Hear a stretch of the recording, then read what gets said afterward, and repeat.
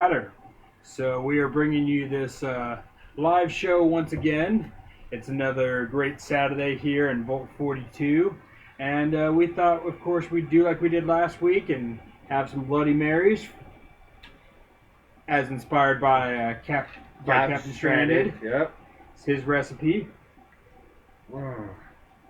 and we're gonna tell some Wasteland stories, answer some questions, and let you guys call in. If you want to call in, call my phone through Facebook video chat, and we will put you on the air with us. They'll be able to hear your voice, but not be able to see you. But make sure when you call in to speak nice and loud so the microphone can pick you up. All right. So we got a few things to talk about. I made some notes here. I'm just trying to do a little thing. Unmuted. There we go. What's up, Doug? How you doing? Oh, Doug's watching. Oh, we got Doug. We got Christine. Hello, guys. Huzzah. How y'all doing? Okay. Huzzah, guys. Hello, hello. As we said earlier, if you'd like to make a call on our show, please Niels is watching. Oh, wow. Yeah. Please FaceTime this fine fellow right here, the Hatter. Nathaniel Reed is his profile name. Oh, we got Short Bus. Short Bus. Fuck you, Road Rash. Fuck you, Road Rash.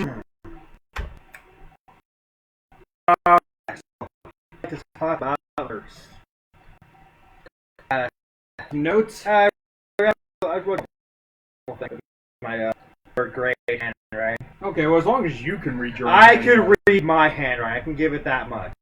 Okay. Give it. Good man. We are good. Awesome. Good to hear that, Doug. All right. Let's see. Let's talk about like one of the type of exclusive like groups you can probably get into at Wasteland, like Bikini Atoll. Okay. Okay, so if you've been going to Wasteland for a number of years, or even if you've never been, one of the big things at Wasteland is definitely exclusive clubs or VIP stuff.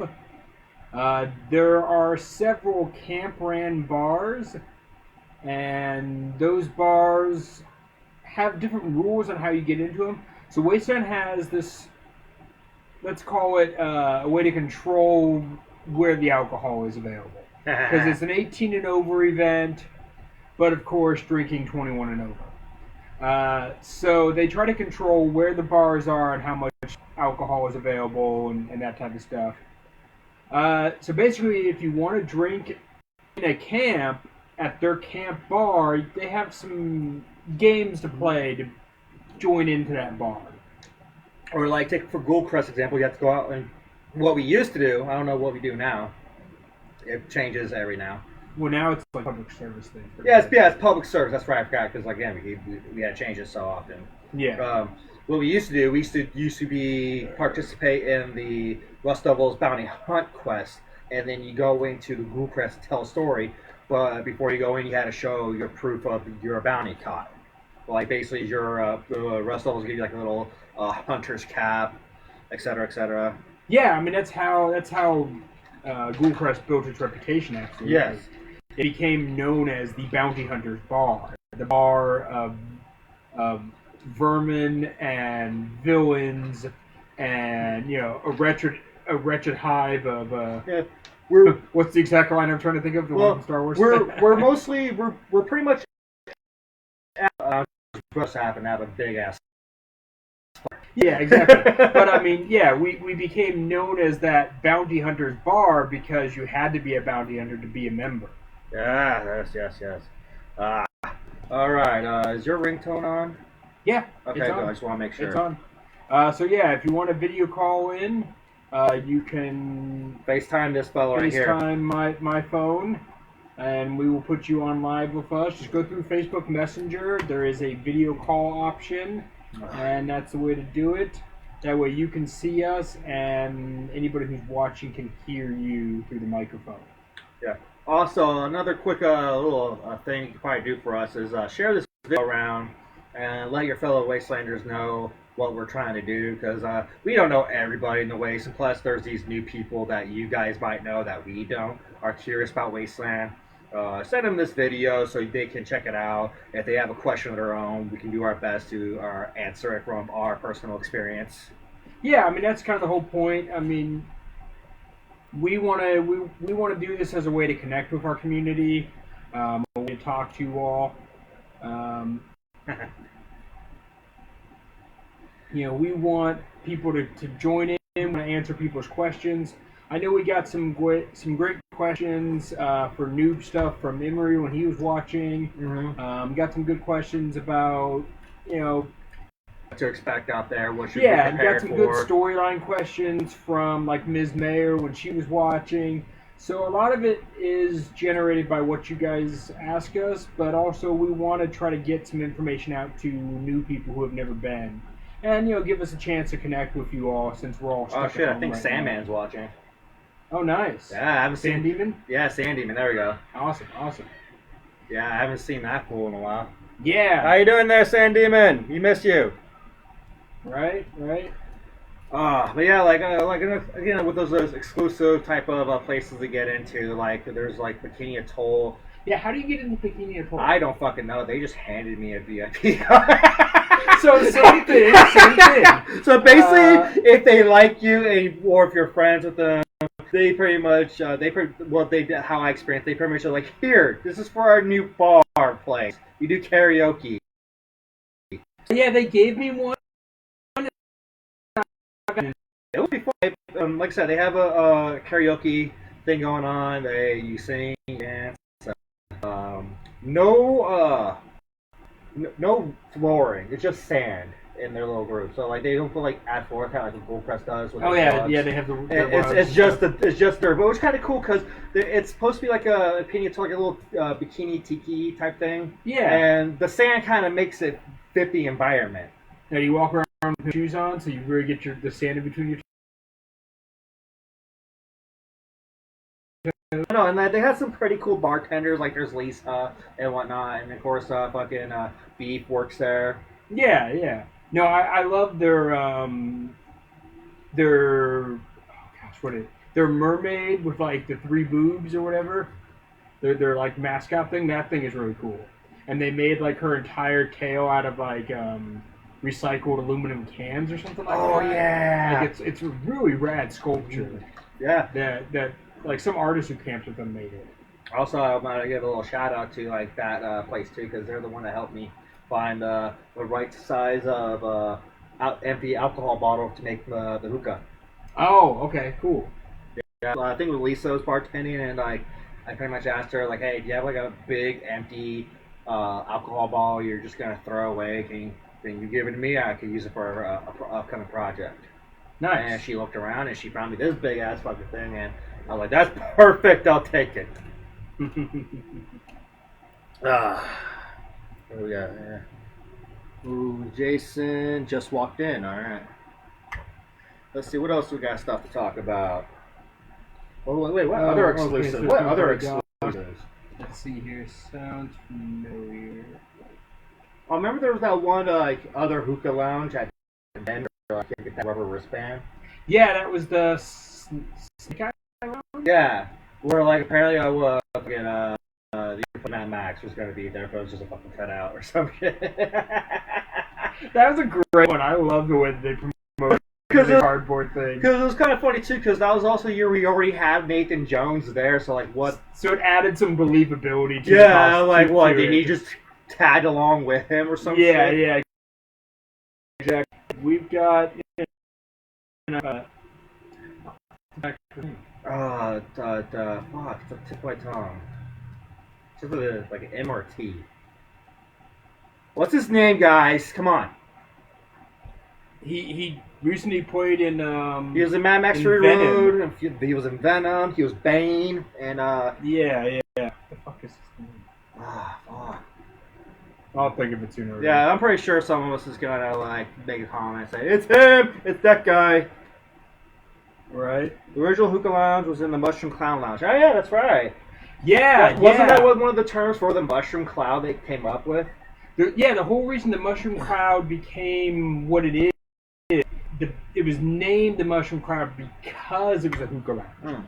And and I don't remember exactly which year that they stopped doing it, but slowly over time it became more of a daytime hangout, Yeah. and the Skullduggers didn't necessarily like having to monitor everybody's hookahs, so they kind of let people do it on their own. Yeah. Like I remember bringing my hookah there the first couple of years, and they would light the coals, they would get everything ready for you. They even had some custom-made hookahs that an artist at Wasteland had created. But then, like the next year or 2 years later, like they were like, "Oh yeah, we'll still do it if people bring their own hookah." So I brought my own hookah, and they lit the coals and monitored it all for me. And then after that, they were like, "No, you can still bring in your hookah, but it's up to you 100%. You have to do everything." Yeah. And so I still brought it, but yeah, after a while, like it kind of got phased out of there. What would you say would be like the last official year they stopped like doing hookah in their lounge? Probably 2015, I would think. So basically, my first year, got it. Yeah. I like how like the big changes in Wasteland Weekend was when I showed up. Yeah, definitely. It was like, oh wow, I guess like I missed up how it used to be, and then I just showed up right when it started changing and shit. But yeah, and then like they still have a VIP area. Yeah, it's been where they play poker and whatnot and shit. Yeah, their VIP area is combined with the casino's VIP area, and you can do the high poker. I remember it used to be, but the last couple of Wastelands, the casino went to Good Neighbor, and now they have like their own VIPs where you just cross the street from the casino to Mushroom Cloud Lounge. I don't know. Yeah, I know that they had the casino the year that we were Vault 77. Yeah, but that was also the same year when the casino went to Good Neighbor for the first year, so they took up that corner space. Yeah, but they still had the casino VIP in front of us. Okay. Because we had to walk through the casino I didn't know Skullduggers VIP. I didn't know that was the casino's VIP or just now Mushroom Cloud Lounge's VIP. The people hosting the poker game were casino employees. They were LCC people. I don't know. I don't spend my time in that VIP room. I go to Ghoulcrest, or else also that year I was at Bikini Atoll. But still, you should have recognized them from the casino. The casino. I don't. Employees. I don't know because I don't go through. I just go to the back door. Oh, okay. Because I'm employee. Yeah, but I went to the VIP several times, and I sat and played poker in the VIP. I went in there once, and when I was cutting through, there was like no one in there, but they had a guard in there still. So I pretty much showed them like, yeah, I'm fucking Ghoulcrest guy. Let me in. All right, so yeah, if anybody has any questions, feel free to let us know. Again, if you want to make a phone call, hit him up. And then, what else can we? What else? Were there any exclusive VIP areas? So I know that the Radstag was supposed to be you're supposed to complete a quest in order to get in there. Oh, I didn't know that. I just walked in. Well, I think they were kind of lax with it. But their basic idea was that they were working with the sheriff, and they were doing like this whole sheriff deputy thing, where certain people were outlaws, and then you could sign up as a sheriff, and then you could take those people that you captured to the Radstag as your prisoners, and like that was supposed to earn you something. I signed up for it, but the person I took as my target was Critical Biggs, and then... Damn, yeah, you got Critical Biggs. He beat me. Of course. So I completed, but it didn't really matter because I got in there a bunch anyway, so I don't know exactly how their rules were supposed to work out. Maybe they didn't enforce it a whole lot because they wanted to build up they wanted the building to be packed. But we'll see what happens, I guess, over time. Well, yeah, it was pretty much like environment, and like you want people to check out, let's see what they're in for, instead of like doing it and it's empty all year long. Hey, fuck you, Beetle! Okay, why isn't this thing like automatically scrolling? I don't know. We're losing all these questions. Well, I got them on my phone right here. Okay. Because it's gonna keep doing that, and I don't want to keep fucking scrolling it. Okay. So I have it on my phone. Hey, we got Moth Eater watching. What's up, Moth Eater? What's up, man? What's up, buddy? There Okay. you go. Yeah. We got Mark Macho. Oh, the fucking the camera guy. He did the post-apocalypse on YouTube, dude. That guy. Okay. No, that's not his name though. I don't know. He looks like him. His name is Mike Darling, the guy you're thinking of. Oh fuck. Okay. Never mind. Or he goes by the name Makeshift.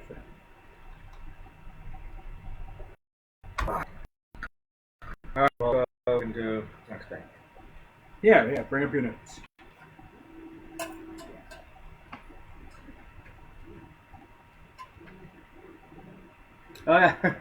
So I remember when you ever go bounty hunting, I know this happened to you, but this happened to me multiple times throughout the years. Someone will try to catch my bounty. Yes. Well, they'll recognize me as a Ghoul Crest member, and they're also part of Ghoul Crest. So they'll like give me like a pass by. Like, oh, Ghoul Crest, I didn't catch you. No. Really? Because I get the opposite. People come after me because of who I am. They don't let me go because of who I am. They come after me because of who I am. Well, I know, because you spent like years and years just talking shit online. Like, hey, come get me, fuckers! So you get people... Well, that's the whole point. I know. Something I wanted to see more in the bounty hunting game is more friendly rivalries. Oh, like I have a good rivalry with like Critical Bigs, and some other people who are high up in the. But a lot of the new people or people who haven't been playing as long don't quite have that same camaraderie with it all. Oh. And so for me, like I wanted to build that, like if you look at it, like video games, like everybody, so I'm the best, I'm the best online MMO player ever. I can kick anybody's butt, I whoop ass every time I'm out. Or you look at it like sports. Everybody thinks their team has the best quarterback, or that quarterback may say he's the best guy in all of football. Yeah. It doesn't necessarily matter what his stats are. That's his opinion of himself. Oh, yeah. I think as a bounty hunter, you should have the same opinion of yourself. I think Hatter thinks that he's the best bounty hunter in all of Wasteland. And Critical Bigs thinks he's the best bounty hunter, and so on and so forth. So why not go online and be like, I'm the best, come and prove me wrong.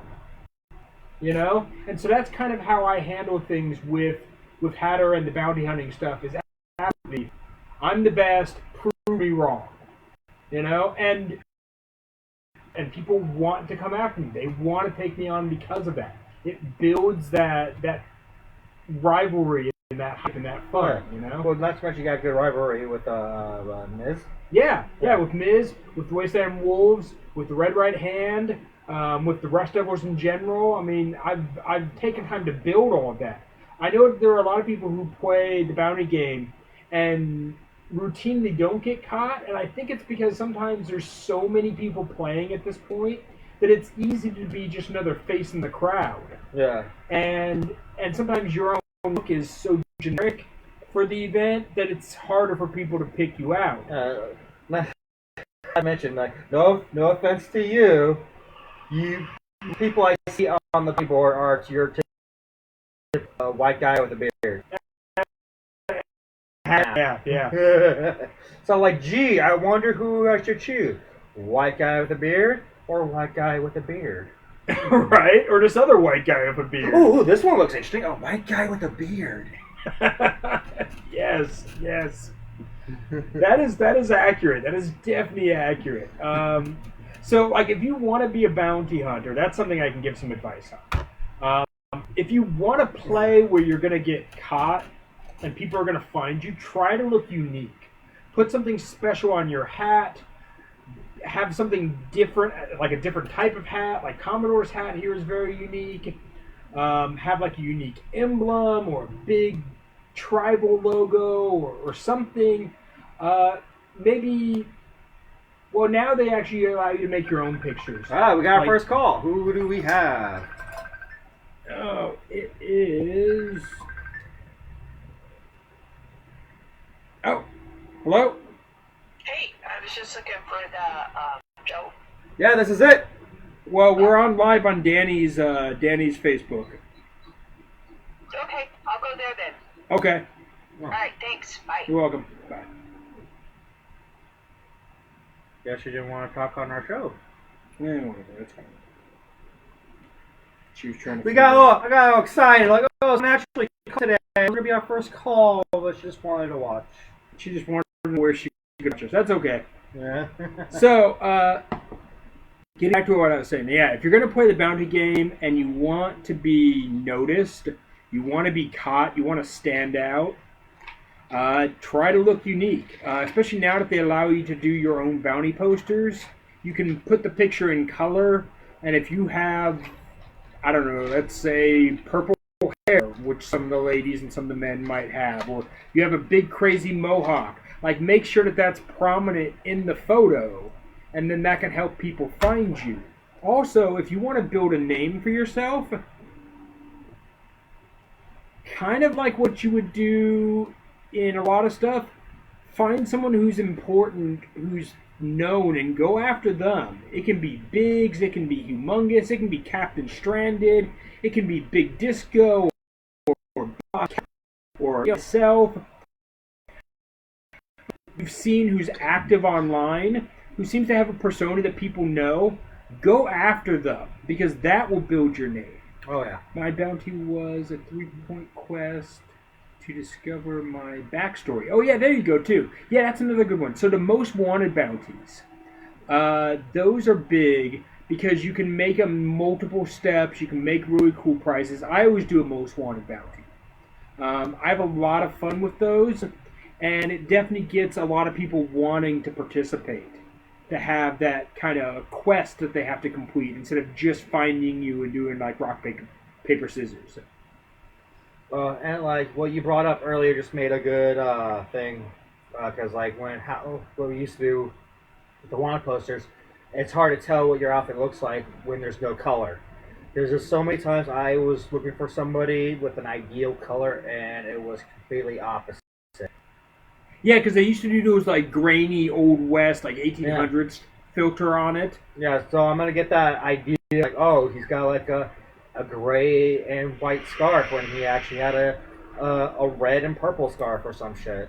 Yeah. So then last year they changed it, last Wasteland, where the Rust Devils took more of a back seat, and you had to print your own poster, show up to the event with it, and hang it on their wall yourself. Yeah. Which is nice for them because then they got more free time. They didn't have to man their booth and sign people up all weekend. Oh, yeah. They, from what it sounded like from their tribe members, sounded like really, really stressful shit. Yeah, especially like they would have issues with their computer crashing. They would have issues with their printer crashing. Everything would get dust in it and wouldn't run so well. Like, I mean, I've talked to a lot of the guys in the Rust Devils personally, just because I've played in their game for so long. So, like, you know, I can give a little bit of insight on some of the issues that they had, even though I wasn't necessarily standing there when it happened. But yeah, they definitely had power issues and computer not running and printer not running and all kinds of stuff go on. Collie just pointed out a good thing what they can do with your wine poster. You can add the element of like the symbolism, like your logo or your logo or something like that. Yeah, especially now with the way they do it, where you do your own picture. Yeah, you want to put your tribe logo on it. You want to put your personal insignia or logo on it. As long as that's going to be somewhere on your outfit too, like that's a big help. I know with me, the fact that I have Ghoul Crest on my hat, and the fact that I always have my Ghoul Crest tie. If I can get this in the picture a little better, let me take my clips off. So that always helps people find me. Exactly. I know that Bob Ross, who caught me this last year, she said specifically that what led her to go to Ghoul Crest to try to meet me in the evening on Friday night was seeing those two things, was seeing the logo on the sticker on my hat and the emblem on my tie. And so she made it a point to get into Google Crest just to meet me face to face, so she would know what I looked like.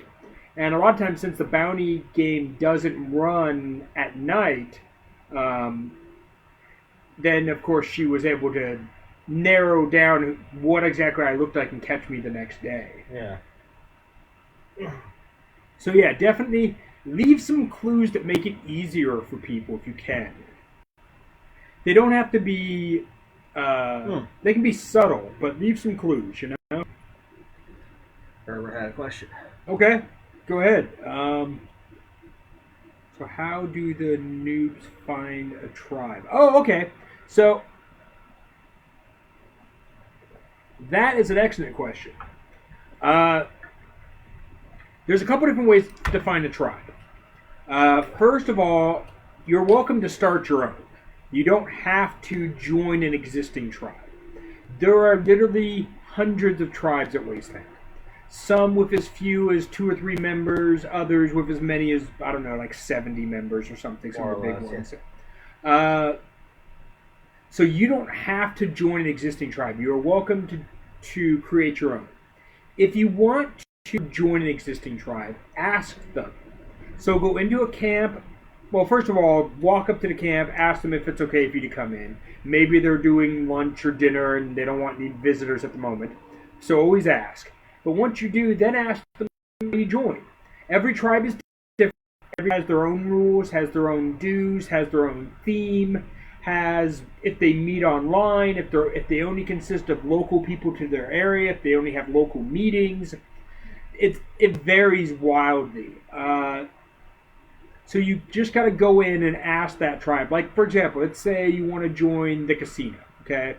You go up to LCC, you walk in, you ask somebody at the bar, like, hey, how do I join up with you guys? They're probably going to point you to Riker or whoever they have in charge of recruitment. That person is then going to lay out for you what you need to do. Your what theme they might have, how you find them, who to be in contact with, when they meet up, their dues, all of that stuff. But you definitely have to be willing to just ask who's ever in that tribe.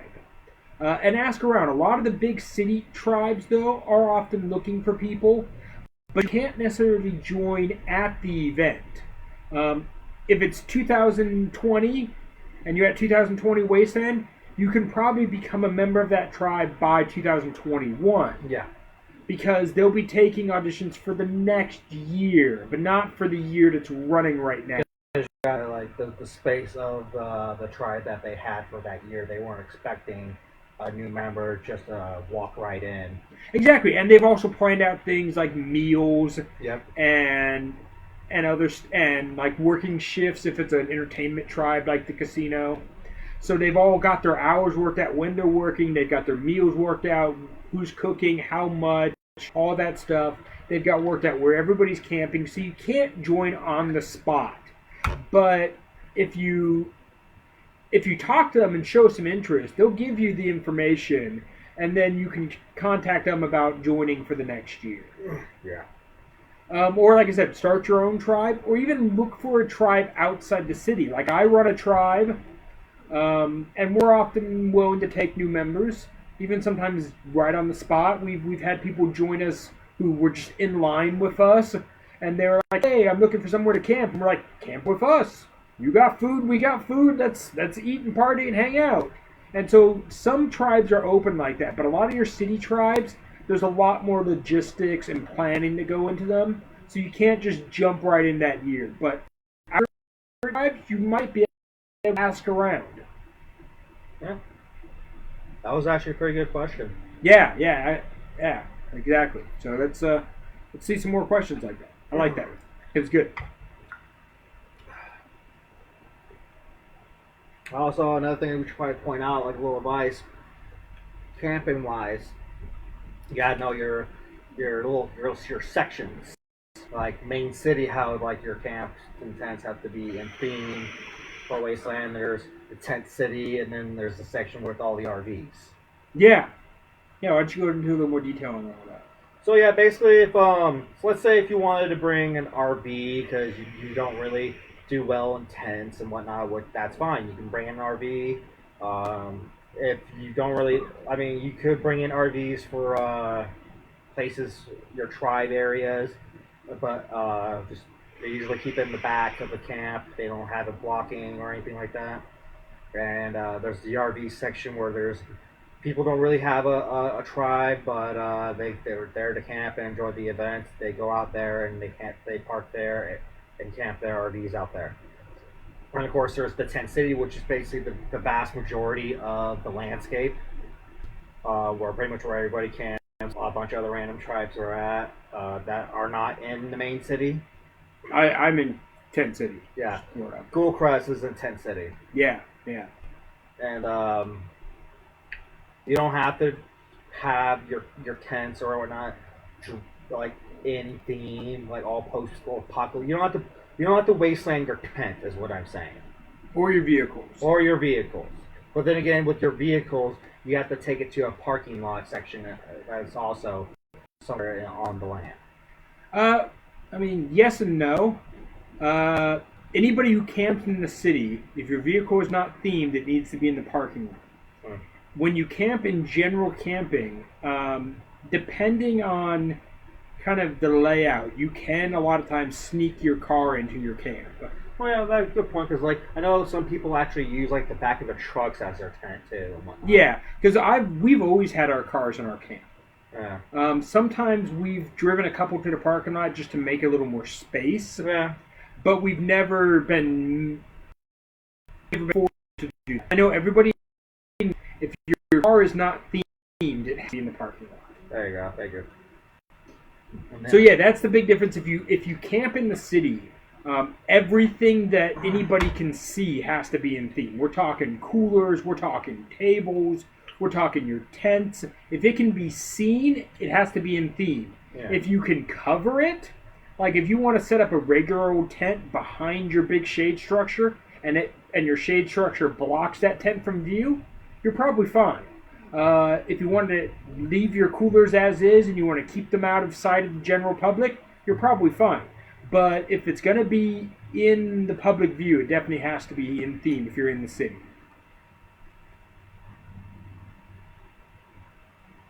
Yeah, and like I say, a good tip to I say wasteland your tent. This is basically what I did when I had a camp in the main city and I couldn't hide it or like that. Get like a big sheet of camo netting.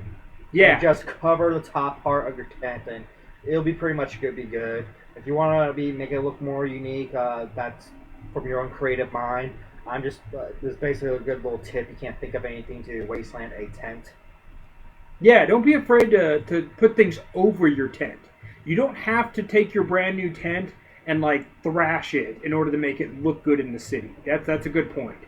Because people get worried about that. You know, people pay hundreds of dollars for tents, and so they worry about that. So yeah, that's a good point.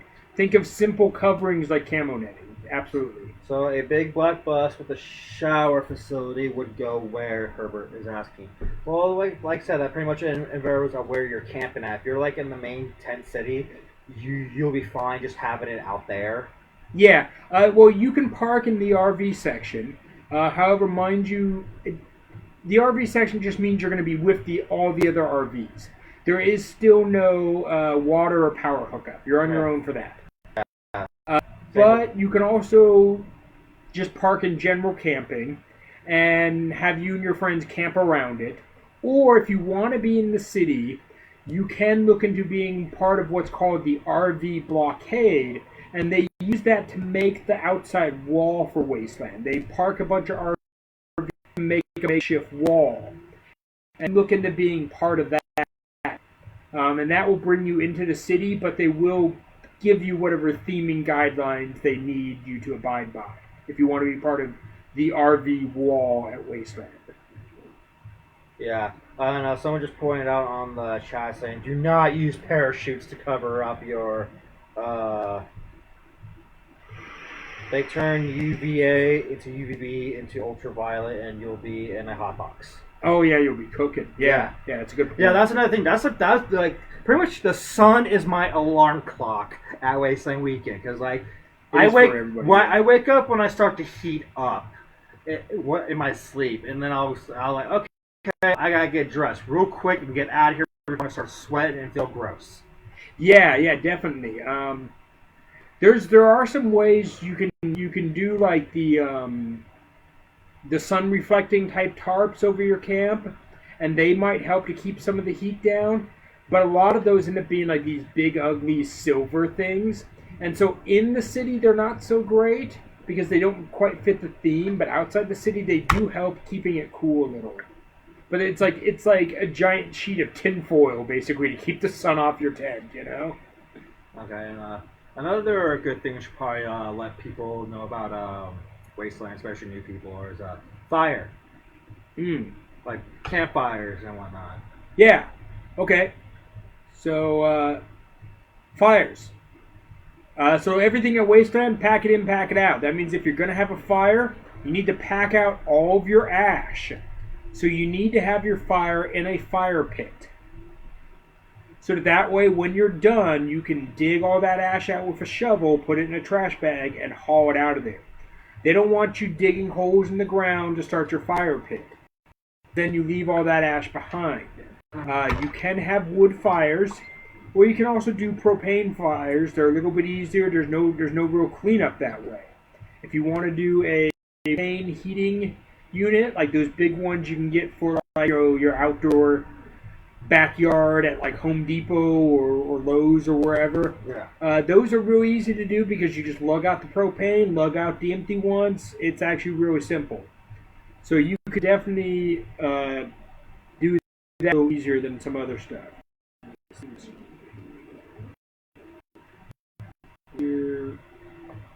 What's your number to FaceTime? You just FaceTime. Just use. Click the top right logo button that looks like a camera, like a video camera. You press that button and it'll call. That's how you do FaceTime. There's no phone number to call.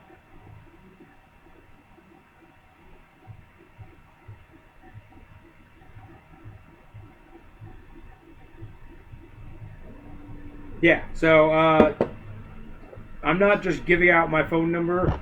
You need to Facebook message me, okay? Yeah. Because it's easy to use. It's right there built into Messenger. We're already on Facebook. And you don't have to have my cell phone number in order for it to work. So there you go. In Facebook Messenger, you will see a video camera logo icon. Hit that. And choose my name. Or just go like you're going to message me. And then hit that. It'll automatically call me over the video call. Okay? I'm gonna see what else do. Let's see, top of my head. Pretty much every night they have like something going on the main stage, whether it be a concert or a show or someone who works at the event's birthday and they're doing like a roast or some other shindig. Yeah, that's a good thing. Try your best to print out some kind of schedule of what you want to do at the event. That's something good to think about. Oh, we got a call here. Hello. What's going on? We don't hear him. I can't hear you, and now the video's cut off. Hello? Is your volume up? Is your volume up? Is your mic working? I can see that you're wearing phones, but I can't hear anything. Like try your header. Is your volume all the way up? Yeah. My volume is all the way up. There you go. Okay, here we go. All right. Now we hear you. All right. Hey, love what you're doing. Thank you. The mic. So. I was going to make a comment. When you guys were talking about doing the bounty hunting, make sure that you make it very clear that medical is off limits to bounty hunting. The med tent and the Rust Devils campgrounds also. Yeah, that's a good point. If your bounty happens to be in the med tent or is a medical worker who is on duty, they are definitely off limits at that time. That's an excellent point. Yeah, we had a couple people show up last year trying to claim them, both staff and patient. It was a little awkward. Yeah, yeah. If somebody's in the med tent, like that's a timeout. Or if they're a medical person who's on staff, anybody who's volunteer of any kind, if they're on duty, that's a timeout until they're off duty. That is a good point. Yeah. Oh yeah.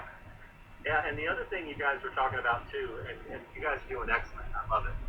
Thank you, because it's been a rough couple days for me. I'm pretty much sequestered because I'm immune compromised, so I can't go out and really work around patients. Oh. But, well, you work in the medical field normally, right? Oh yeah. I'm an EMT and I'm also an instructor. I'm connected to our fire department here, so. And where are you based out of? Right outside of Barstow, a little town called Euro. Oh. Okay, I know where that is. Yeah, and so for me, it's I'm getting a lot of paperwork done, which is great. But which I'm sure all the volunteers and everybody will happy with Wasteland and the Metropolis. But one of the things we did last year is we have now bike patrols within Wasteland Medical, and they're not steamed, they're not wasted out. And okay. A lot of people were jumping on it. They're just like, hey, you can't drive out there. It's not a themed vehicle. And our medical personnel are going like, but we're medical, and they're waving stethoscopes and trying not to get knocked over. But yeah, it was a lot of fun, and that's the only exception to what you guys are talking about. Is we will have new vehicles. We'll have a couple bike rolls and stuff like that. So they're really obvious. That's good. I mean, yeah. Good. I like that idea. Yeah, I mean, having security and medical recognizable is definitely important. I mean, I know that Wasteland staff and volunteers do want to be as possible, but you definitely have to have everybody recognizable. Like, that guy is security. That guy is medical. Get out of his way, you know?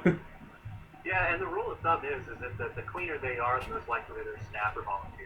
that's a good point. I'm telling you, man, I take a shower every morning. I hoe bath every afternoon, because the last thing you want to do when you're treating patients is knock them out with bad breath and BO. Yeah, and you got to be as clean as possible too. Sanitation is important. Yeah. Oh yeah. And if you got a lot of new people out there that are looking for tribes or looking to work, we're always looking for volunteers in medical. I'm speaking for medical because I run it, but there's a lot of people in the staff that do it. It's not very intimidating. What are the requirements to be part of the medical? If you are a provider, which is you're an EMT or above, or a nurse or a doctor, you're already in there, and you'll treat patients. You'll fix the cuts, bruises, take care of them if they're sick, something like that. But to come in as a scribe, all you need is a first aid certificate with some basic knowledge of CPR. Oh wow! Okay. Wow. We're a learning environment. We're to teach people. Yeah, absolutely. We need people for builds, little things like we always need medical supplies, because no matter how much we plan, we always get there and there's just one thing that nobody thought of, or all of a sudden everybody needed. Like last year was talcum powder. Oh, okay. I don't know why, but all of a sudden everybody's like, hey, let's go to the med tent. And I was like, okay, fine. So I bought three boxes. Just weird little things. Yeah. But and I personally think for new people coming to Wasteland, it's a great opportunity, both medical and security, to be able to go places and see things and be a part of Wasteland that you normally don't get to see. Yeah, I tell any of my first years that really, if you want to get to know Wasteland, volunteer for something. Absolutely. Because you will meet so many people, you will get to go all of the event, you will get to know some of the stuff, and it's a unique experience because I volunteered almost every year in some fashion until like this last year. Whether it was part of like off-season build at like at Adam's house, or I've done check-in. I've done all kinds of stuff myself, and that has helped me get to know as many people at the event as I know. Oh yeah. And I mean, my first year at Wasteland, I was a volunteer, and I think I was approved to come in the Wednesday. I think it was 12 o'clock we opened. I got there at 1:30 that afternoon. I mean, I came with 2 bags of Skittles and a hug. I had no idea what I was doing.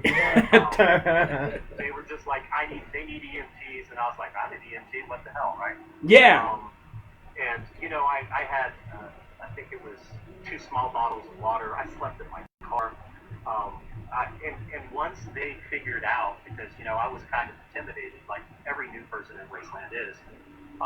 Once they found out that I was eating, you know, snack bars and drinking the last bit of my water, that's when the Wasteland family kicked in, and they made sure I had 3 meals a day. They gave me a place to sleep. They let me use one of the trailers to clean up, and that's when I became part of the family. And it's so quick, man. I mean, it really is. We are all there because we love Wasteland. We love the crew. We love the staff.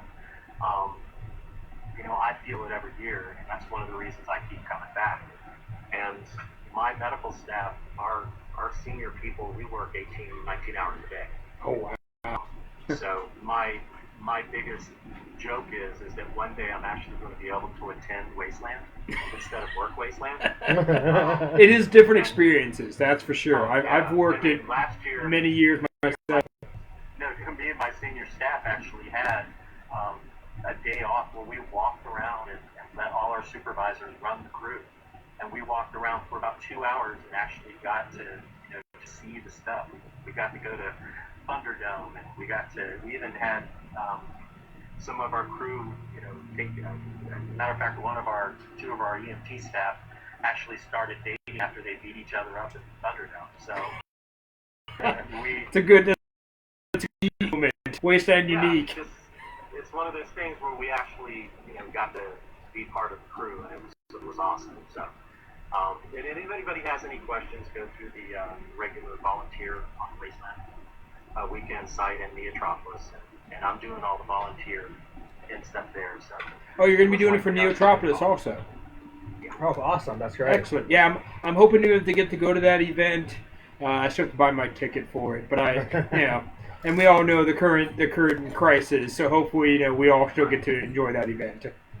You know, and I can't speak anything above my, you know, staff level. I just do medical and stuff. Yeah, absolutely. But, you know, no matter what, they if somehow, some way, you know, this doesn't happen or it gets pushed or anything like that, you know, we'll just make it even better next year. Yeah, so, yeah, totally.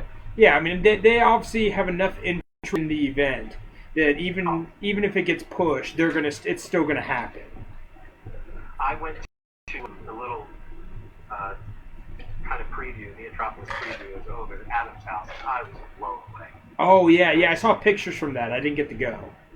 I kind of was, you know, I was kind of skeptical because it's just the way I am. I'm usually kind of like, yeah, okay, we'll see. When I walked in there, I was flabbergasted. I was just like hugging people. I was like, this is my gig. I love this. So they did such an awesome job, and now I'm excited again.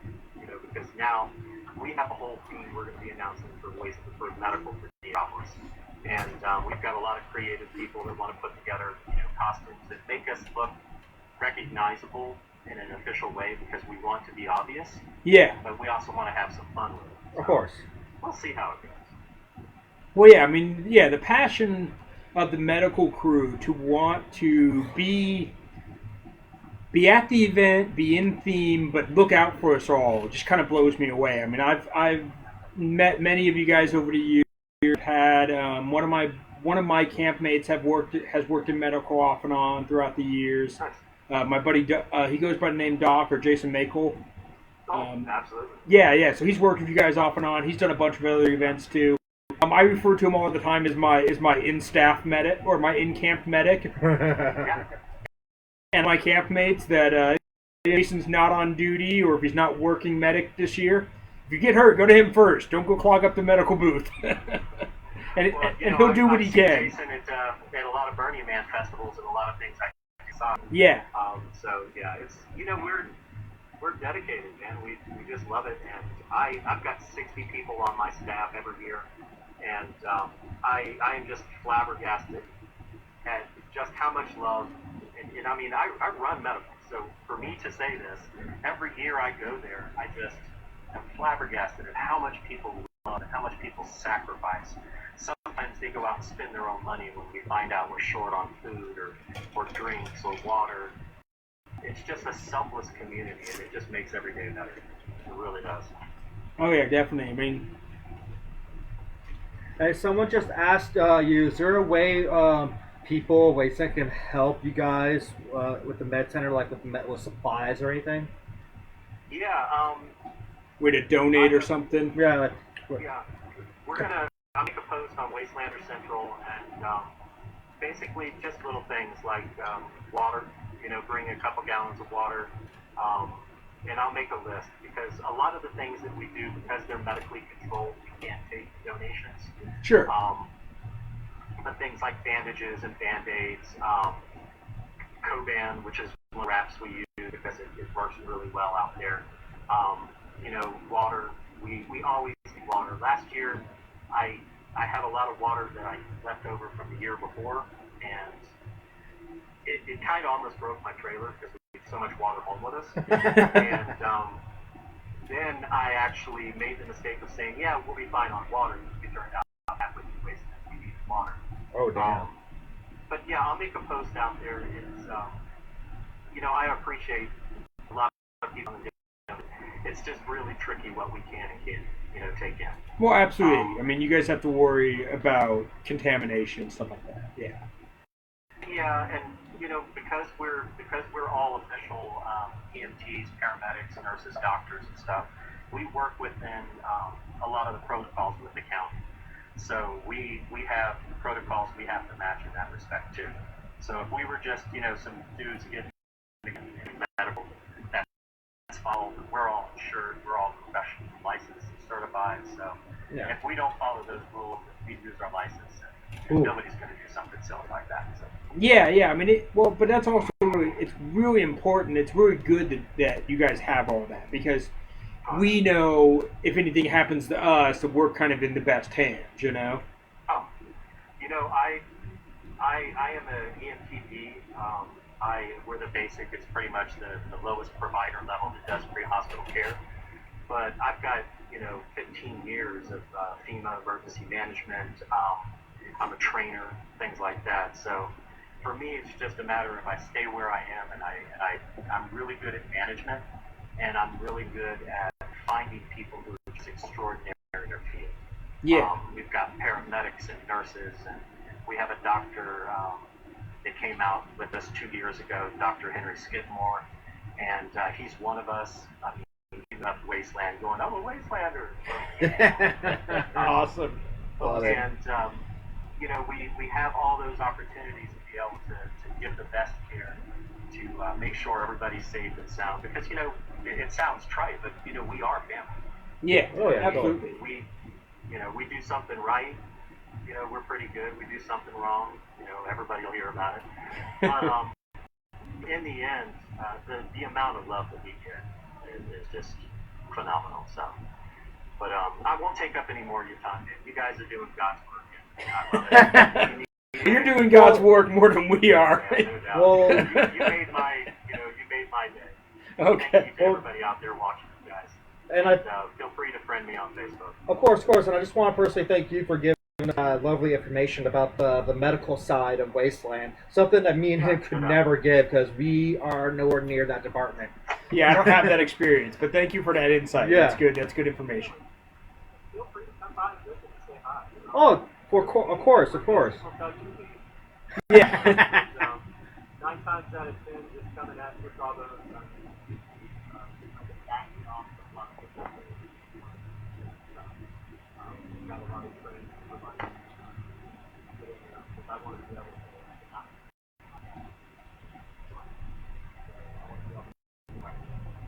Okay. feel free to come by and say hi. I'll be sure to do that for this year's Wasteland, man. Yeah. We'll stop by and visit you. Yeah. And again, thank you so much. Anytime. Take care. All right. All right. Have a good one. Yeah. Amen. Oh, that was pretty awesome. Yeah, I never would expect that we had like somebody from the medical side of Wasteland. Yeah, so Michael Kent. You guys want to look him up, and you want to get involved in the medical stuff. So you can put him in there if you want or something. Oh yeah. Anyway, he is the one who runs medical, and yeah, he wanted to give us some information. So let's go back over that just a little bit, just a quick little highlight. If you are chasing a bounty and they are part of Wasteland staff and they are on duty, you can't take them down. If for some reason they're someone who is in medical for some reason, they had heat stroke or whatever, cut their hand, whatever, that is also a timeout. Let them be. You know, that's an excellent point for him to make. And if you want to get involved in medical and you've got some first aid certification or you're an EMT, go through the Wasteland Volunteer through Wasteland Central, or message someone like Michael Kent, and he will let you know what the process is. Yeah. But if anyone else wants to make any phone calls to the show, again, hit him up, FaceTime, video, and we'll be happy to answer your guys' calls. In the meantime, I am going to get a beer, and also, I noticed that you brought something right there. Oh, yeah. So, would you like to show everybody what you got there going on? Mm-hmm. So, you do that. I'm going to get a beer. All right. So, I have with me a mask that a fellow Wastelander made. And I've mentioned in our other videos that if you need something made for Wasteland, try your best to go within the community. It helps support your local artists, and you get something really unique that's going to fit the theme really well. They understand the theme of the event. They've been, they go, things like that. So you want a custom costume piece, go to someone in the community. And I had this mask made in 2012 by Captain Kirk, or Doug Corbin. And I don't wear it a ton because it's actually super hot during the day to wear this mask. That's like steel, right?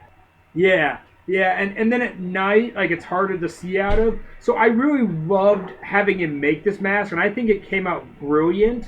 It's one of my absolute favorite items for Wasteland, but I don't wear it as often as I should because I didn't think of the practicality of it too much when I got it. But it is freaking rad looking. Let me see if I can get these belt buckles to strap real quick.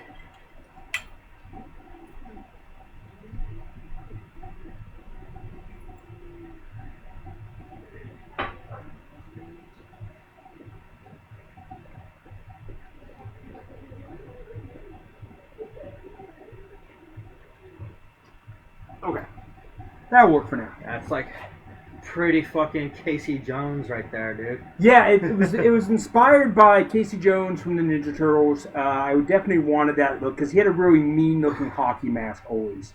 But I wanted it made out of metal. I wanted some aging done on it.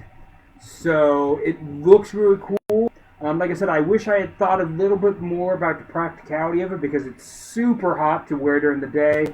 And then at night, it kind of, and even during the day, it kind of gives you some tunnel vision, and so it's not always great to wear. But every once in a while, if I don't want to be recognized as the Hatter, I will put on this mask and some other accessory items, and just walk around the event and have a different persona and a different experience.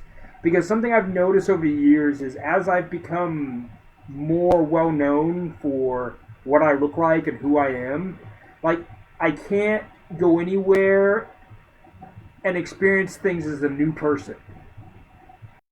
I can't go and be like, oh, New Year, tell me about who you are. Like, no, everybody recognizes you and everybody calls you out. And you have a different experience based on how people know you.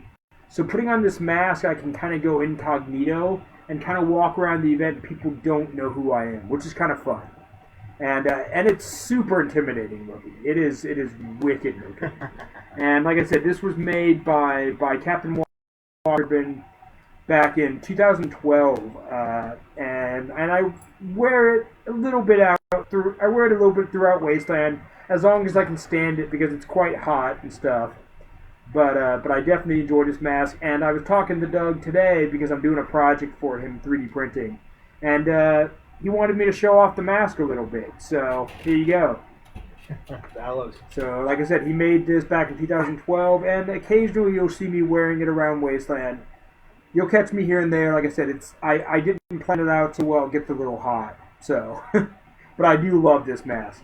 And like I said, definitely if you get a chance and you want to have something done for Wasteland, go through the community. Have someone who is a weaponsmith or a metal worker or someone who can sew or make patches or make shirts. Like, talk to somebody in the community because we get to support each other that way. Oh, totally, dude. Like, there's a lot of, like, welders out there and blacksmiths and whatnot out in Wasteland. Yeah, metal workers, smiths, seamstress, t-shirt makers, pin makers, bottle cap makers. I mean, just anything you could ever think of and need, somebody out there makes it. I mean, I 3D print stuff and do some custom stuff that way. And I'm not the only person who does that even. Yeah. There's a bunch of people out there who own 3D printers and create stuff and theme it out for the event. Yeah, but dude, like, look at the feel of this. Look how fucking heavy this shit is. It's actually not super heavy. Oh, It just heats up a lot in the sun. that's actually pretty fucking light. Yeah, it's real thin metal. Wow, I like it. Yeah. Like, it's pretty sturdy. Like, it's not like I'm gonna, like, easily bend it. But I'm not gonna try to force to bend it, but, like, for sure, it's not gonna, like, bend like foil. No. Doug actually molded it to his face, and he's a little bit bigger guy than I am. So it came out just a little big when he molded it to his face. My face is too big for this. Yeah. See, so you have to have the right face. Like Doug's just a little bit than me, so it's a little large on me. But that's why it's got padding, of course. Yeah. And but yeah, like your face is larger than mine, so it won't fit you. Yeah. Yeah, but it's very much like right on my face. It's very kind of made to fit. So that's another thing that's really good about working with a local artist is you can give them your measurements and they can really make it custom for you. Looks like Metalhead Punisher to me. Yeah. I mean, it is very skull-like, and it does look kind of like Punisher. I've told Dr. Doom. Oh yeah, the metal will make it Doctor. I've been told, but honestly, it was specifically inspired by Casey Jones. Yeah, I thought it was Casey Jones just by the shape of the face, because that's what Casey Jones' mask looks like. Yeah. So I worked with Captain Walker, Doug Corbin, to make something inspired by Casey Jones' mask, and this is what he gave me. So it is. This character doesn't really have a name because I usually walk around and don't talk when I'm wearing this. And this was before you were the Hatter, right? No, I even still wear it now occasionally. Okay. But I have a character because I don't say anything because my voice is too recognizable as Hatter. Yeah. And so this is just kind of a masked hunter. You know, I'll walk around with my guns at Wasteland and just kind of be incognito for a bit, which is kind of nice. It's kind of a nice break. I can... I think It was basically a message from Michael. Parking garage this year. Oh, okay. Cool. 2 newbies with me and 1 is members. Okay, cool. So yeah, thank you, Michael, for chiming in. We got a lot of good information from him. So if you have some unique experience you want to share with our audience, you've been a part of security or some other job on staff, and you throw in some information that myself and Commodore aren't super familiar with, please feel free to call in and fill us all in on what we don't know, because I can speak on a lot of at Wasteland because I've done a lot and been a long time, but I obviously haven't done every staff job and everything else. So please, fill us You in. can say a lot, but you can't for everybody. Yeah, and the same thing for Commodore too. Oh yeah, we can speak from the experiences and the things that we've done, but we don't know everything there is to know. Obviously, you know. So let's see. We want to talk about the den. Okay. So what do you want to? What about the den? Well, just let people who haven't gone tell them what it's about, because it's a really unique area at Wasteland Weekend compared to everywhere else. Okay, yeah. So let's give a little bit of idea of what the layout of the event is. Exactly. So Wasteland, if you're coming in to the event, there is of course a check-in. Once you go through check-in, well, there's a long line, of course, and then check-in. Once you go through check-in, after that you'll enter into what's called. If you're going through general camping, heading towards the main gates, you'll pass through what we call the outskirts of the city. And is what is it doing? It's just doing something weird. Don't worry about it. And that is where the den is. And then, of course, there's the city itself. I'm getting rid of the fucking blue shit. Oh, okay. But it doesn't want to go away. There you go. Okay. So, stop it. Just leave it alone. Commodore's over here messing with our camera feed. Stop it. So yeah, if you're going into Wasteland, like I said, you'll pass through general camping, and then you'll pass into the outskirts of the city, which is technically a themed area, and then you'll go into the city. So the den is part of the outskirts. It's unique in that they built this very large kind of entertainment kind of quad area where they put a bunch of camps that all their entertainment kind of faces into this quad. So it's almost like a city or like on its own. So think of like being in like a strip mall where there's the parking lot, except for the parking lot is a big quad where you kind of hang out. And then there's also all the shops you can go into. Yeah, and this place, bars. And then they also have like a stage in the parking lot where they do stage shows. Yeah. So that was a really unique experience. You could den and have your own little mini experience for Wasteland. You had the bomb going on with the pugs. You had the slag races going on. You had the Matchbox downhill derby going on. Yeah, DJ. You had a DJ. You had Elvis's Variety Hour. You had what's that one contest fucking Liam Ghost did with fucking Mech one? Oh yeah. With the dildo. I don't know what that was. I showed up at the end of it because I had a DJ right afterwards, but oh my goodness. What I just witnessed. I don't think it was like a kinky talent show. Well, I don't know if it was a kinky talent show, but they just made it kinky. Yeah, well, Mech Pup definitely made it kinky. He was from what I was told, he was the first person, and what he did, no one could fucking get behind that. Yeah. Like how do you follow something what he did? Like I will say what he did. I will say what he did because that was something. So basically, again, I wasn't fully there. I showed up at the end, but when I was just told, she smacked a big ass dildo on the fucking stage, backed up, and did like a little front cartwheel with no pants or undies, and it just went in his asshole. I mean, that's precision. and he got hurt in the process, not from his ass, but I think he hurt like his ankle or some shit. But he won. He just fucking won right off the back. Like, no. Yeah, he got a golden helmet with like a dildo on it that was like a unicorn horn. Yeah, it had antlers, but they broke off when the... That's what it was. Okay, yeah. It had like a bunch of rhinestones.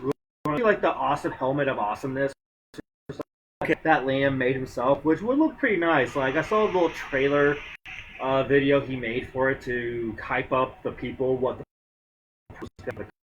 Okay. Okay. Yeah, so the Den, you can get some really unique stuff that you probably wouldn't even necessarily see inside the city. Like, as much as I love the slag races, the dodo races, I could never see those being on the main stage. Unfortunately, no. And so the Den definitely has some unique stuff. You also see burlesque performers there, Yep. but you can see those at some other camps. The drag show, they did a show there. But you'll see that at multiple camps. They had Short Bus's roast there. Yeah, they had a roast there for Short Bus. Like I said, Elvis's Variety Hour, And which then is like, pretty funny. and then just so many fucking bars. Yeah, Uncle Zeke's. Mosey's probably my favorite because they had my antifreeze there, which is it tastes amazing. Oh, it is so dangerously good. Yeah, so Uncle Zeke's, if you don't know, of course, is a bar inside the Den. It's like their biggest crowd-drawing bar. They have drinks that are themed around cars. So you have windshield wiper fluid and antifreeze, I think are the two that I know for sure. Yeah. They might have a few. But yeah, that's a great bar. Their antifreeze drink is really tasty. I've not had their windshield wiper fluid. I haven't had that one either. I always go with the antifreeze guys. But Emissary mentioned that. Okay. He Cool. mentioned that last week when he called. And the they windshield and wiper. they do have a VIP lounge now, which you can get in with your Last Chance Casino VIP because they're I guess in partners with them or something like that. Yeah, they came up with a VIP alliance, I think is what they were calling it. You had one VIP pass, you could go to all VIP places. Yeah. Now, I don't know if they'll keep that going, but more than likely for next year. That'd be cool. So if you have a casino or an Uncle Zeke's or a Skulldugger's VIP and maybe any other camp that adds it, I don't know. But you'll be able to visit any and all VIPs with just one VIP pass. Yes. Yeah, I went in there. I was trying to get you to come with me, but you got sidetracked. Oh, yeah. Well, inside the VIP was another bar. Oh, of course. But they had like a little dance cage in the middle. I can't remember her Wasteland name or her real name, but like you can always recognize her. She's I think her real name is like Nipple Sawblades or something, or Sawblade Nipples. Okay. She's that Nipple blade? she's I think that it's nipple blade. something like that. She's that woman with the fucking chest piece where the only thing that's covering her is like these little circular saws. Okay, yeah. Yeah, I think it's nipple blades. I think that's her. Yeah, and so it was basically her VIP lounge. She was the main dancer, and then she was dancing. And what was kind of unfortunate because what you missed was like maybe 5-10 minutes after I got in there, the power went out. Ah, okay. So we just started singing, "I got a lovely bunch of coconuts." Do that song. Nice. And then some big guy who was working at the VIP room, he just started to go in the cage when she wasn't there and did like a little strip tease and shit like that for us. And it was fun. It kept us entertained while the power was out. Yeah, that's something you can be. Expect the unexpected at Wasteland outages. Yeah, Bars running out of things. exactly. So like, despite like things might seem bad, people make the best out of it. Oh yeah, And definitely. it'll still be fun. It just wasn't the way you were just expecting, but you're gonna have fun either. Yeah. Things like power outages happen because we're running off of generators and maybe solar power, whatever each camp can pull together on its own. There is no power grid out there, so whatever each camp can pull together on its own is what they're running off of. And sometimes there's some hiccups. Well, that happens. Yeah. Let's see.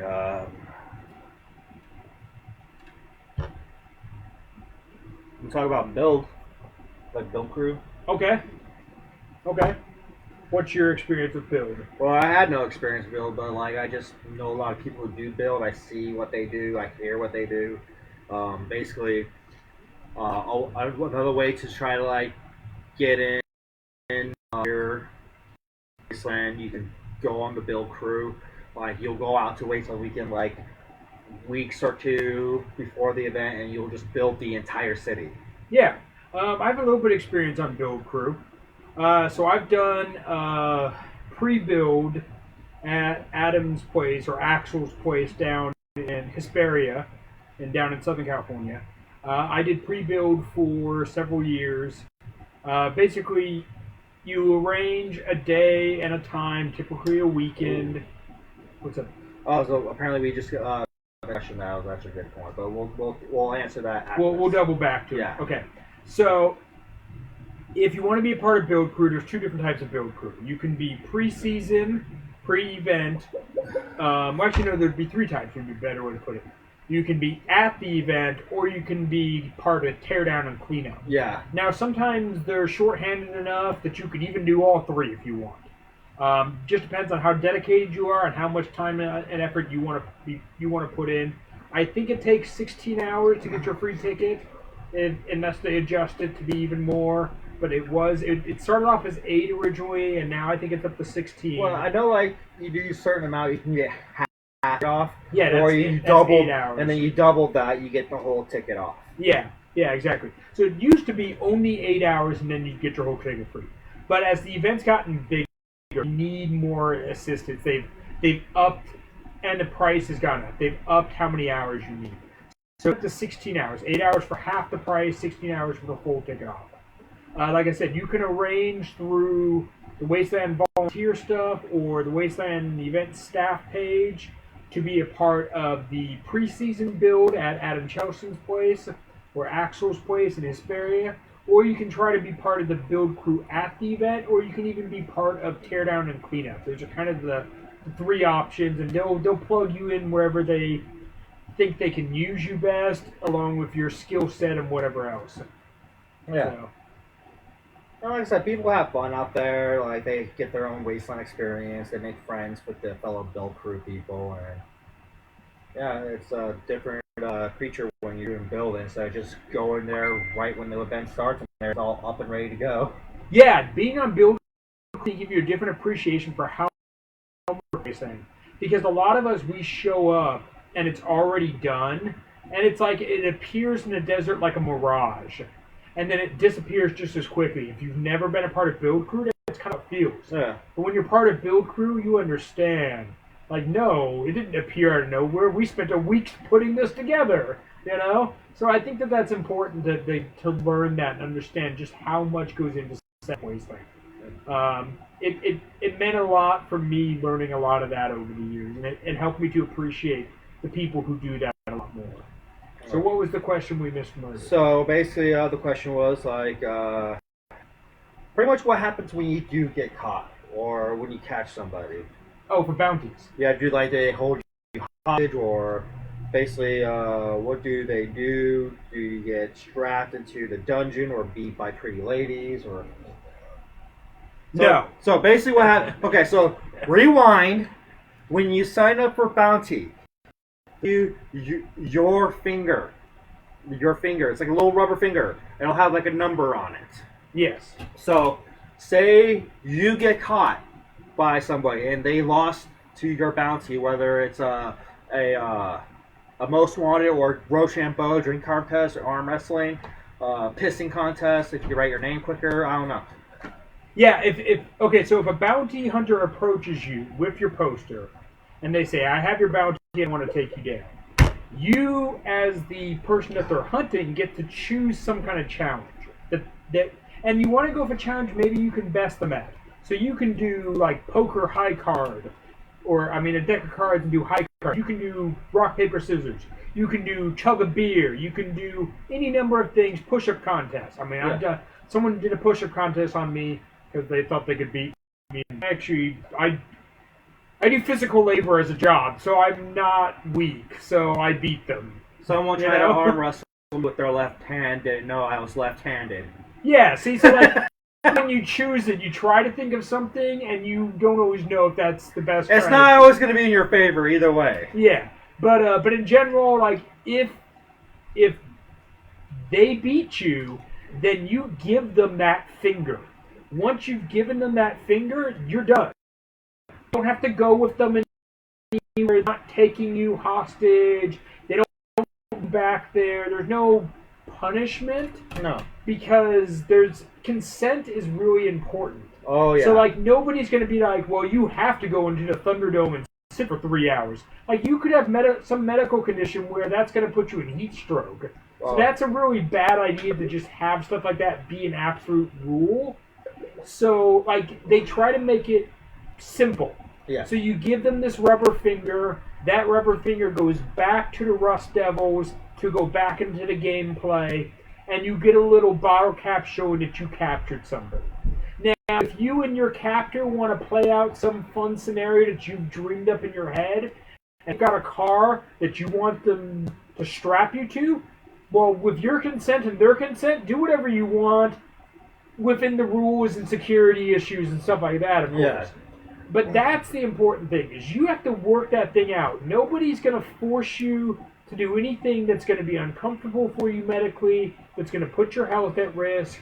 If you want to ride on the hood, your insecurities. Yeah, if you want to ride on the hood on somebody's car like you've been tied to it, talk to your captor.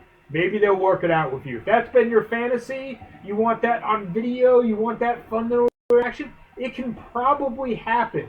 But you need to arrange it with the people. That car thing actually sounds pretty fun. People have done it. Don't get me wrong. People have absolutely done it. You just have to arrange it with whoever captures you. Now, the finger, what you're going to do with that after you get your bounty is you're going to turn that into the Rust Devils, and then they're going to look it up to make sure it's authentic, and then they're going to give you your reward. Basically, for most wanted, you're going to get like a simple 5-ish, maybe a little bit more casino caps, and a hunter's cap. If you did most wanted, you're gonna get a lot more casino caps and a top hunter's cap. And like I said back earlier in the conversation, back when we were using bounty hunts to join Ghoulcrest, you use those hunter's cap to show proof that you got a story to tell. Yeah. Yeah, so Ghoulcrest has undergone a change in their dynamic of how you become a member. Because it's grown so much over the years. And this was, of course, captain and major that they decided they would change how they did their membership to honor those who really work hard for the event. So they will have select members of Ghoulcrest pick out people who they think have done great acts of community service. And those people will be able to be added as new members. So we don't do the hunter stories anymore, but we do acts of community service. So if you're someone on the build crew, someone on medical, and they really think that you've done an outstanding job, you might get pushed through for membership. And that means on your off time, if you get it and when you get it, because let's be honest, the guys on build crew and medical work a ton. Oh, hell yeah. And we appreciate them for that. Of course. When you get off time, you can go party and chill at the Ghoulcrest and get away from some of the big crowds at the event, if that's what you're looking for. If you're looking to go party at the rest of the event, well, then go do whatever you want, Oh, yeah, and like... hold on, let me scroll that down. Oh, Doug Corbin. You're stuck indoors.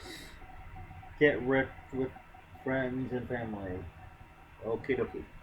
Well, yeah, we're drinking. Yeah, give me another time. I'm probably gonna give myself another Bloody Mary.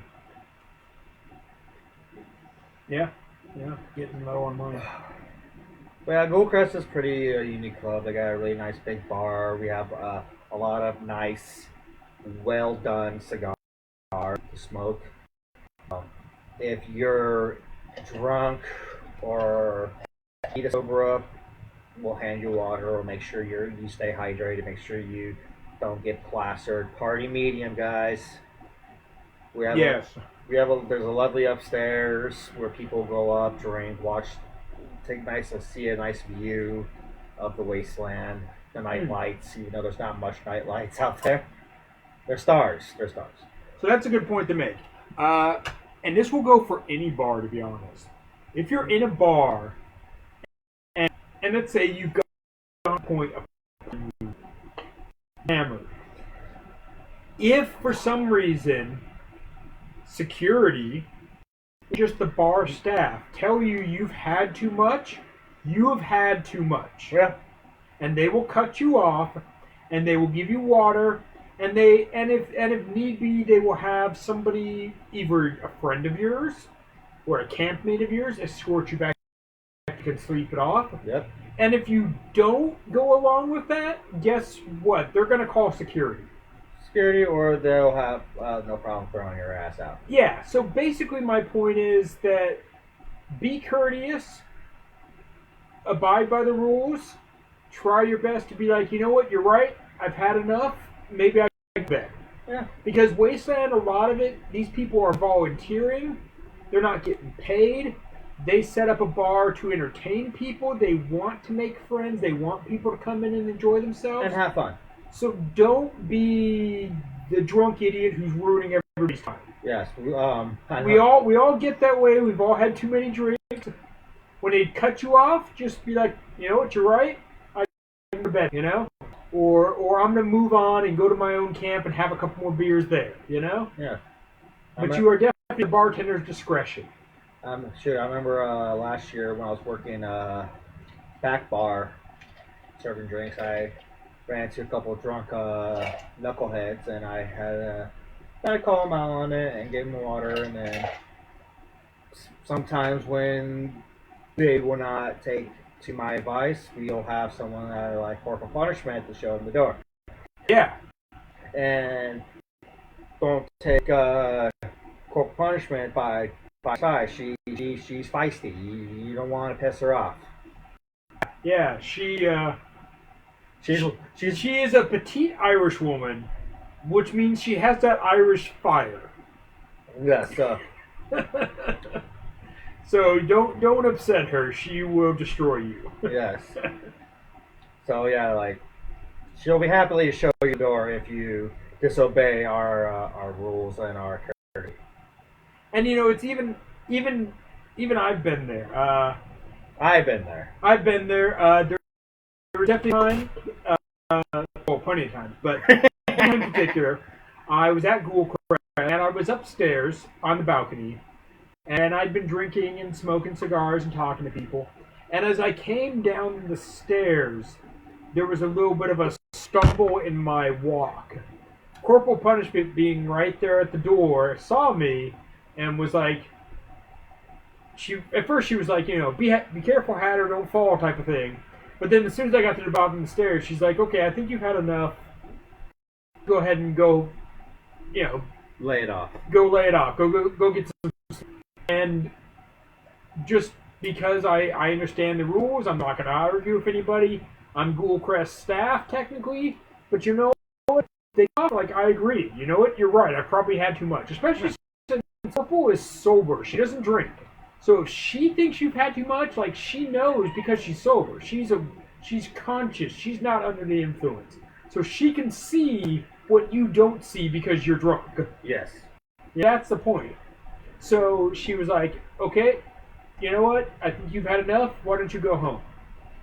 And what she also did is she sent one of the doormen, she sent Papa Bear with me. Yeah. She was like, Papa Bear, go with Hatter, escort him back to his camp. And so that way, you know, just making sure that I get back to my camp safe because I had a good amount to drink. And it was good because we walked all of about 10 feet, and Papa Bear was like, okay, we're going back to your tent. Which way do we go? And I was like, I don't know. And he goes, well, what are your streets? And I was like, I'm at Maine and like Fury Road or something, or whatever I was that year. And he's like, okay, no problem. So, like, Papa Bear knew where I was camped based on the cross streets. But I couldn't remember if I was north or south or east or west of where we were. But Papa Bear, being sober at the time, no problem, you know? And so that's something important to remember, too. Try to remember landmarks or street names to where you're camped. Because when you've had too many drinks or something else, dehydrated, whatever it is, if you can at least remember, hey, I'm at Fury Road and Seven Sisters. Oh, like you're gonna find your way. I just reminded me of something else. Yeah, it's like at Wasteland Weekend, there are road names and street names to navigate where you're at. Yes, the event is large, so that's important to remember street names.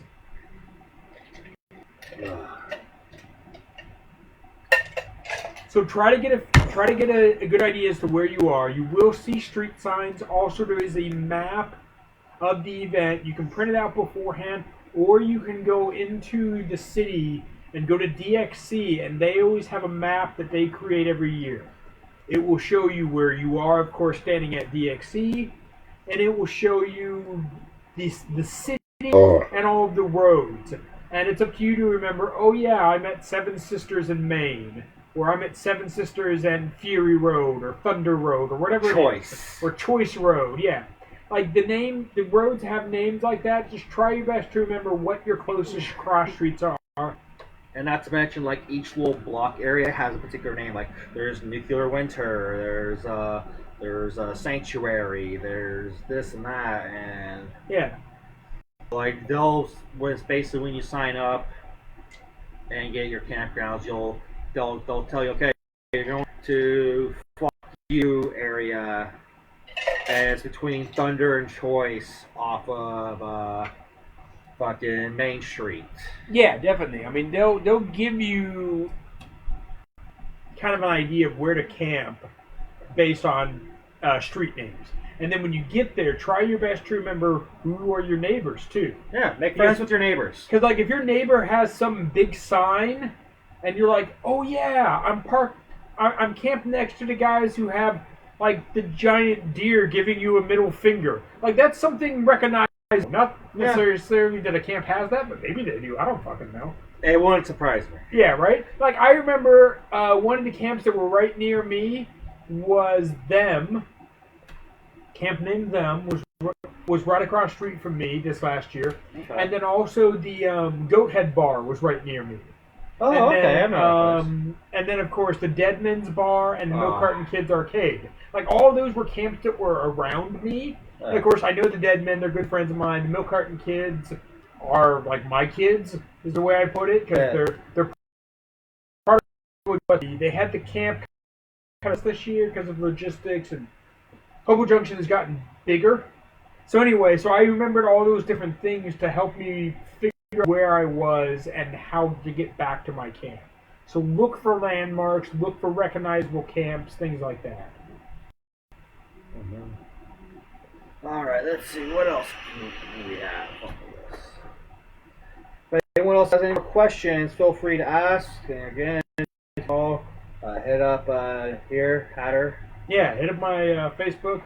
Go to your Facebook Messenger, send me a message, and then hit that little video icon up at the top right corner. It will look like a little video camera.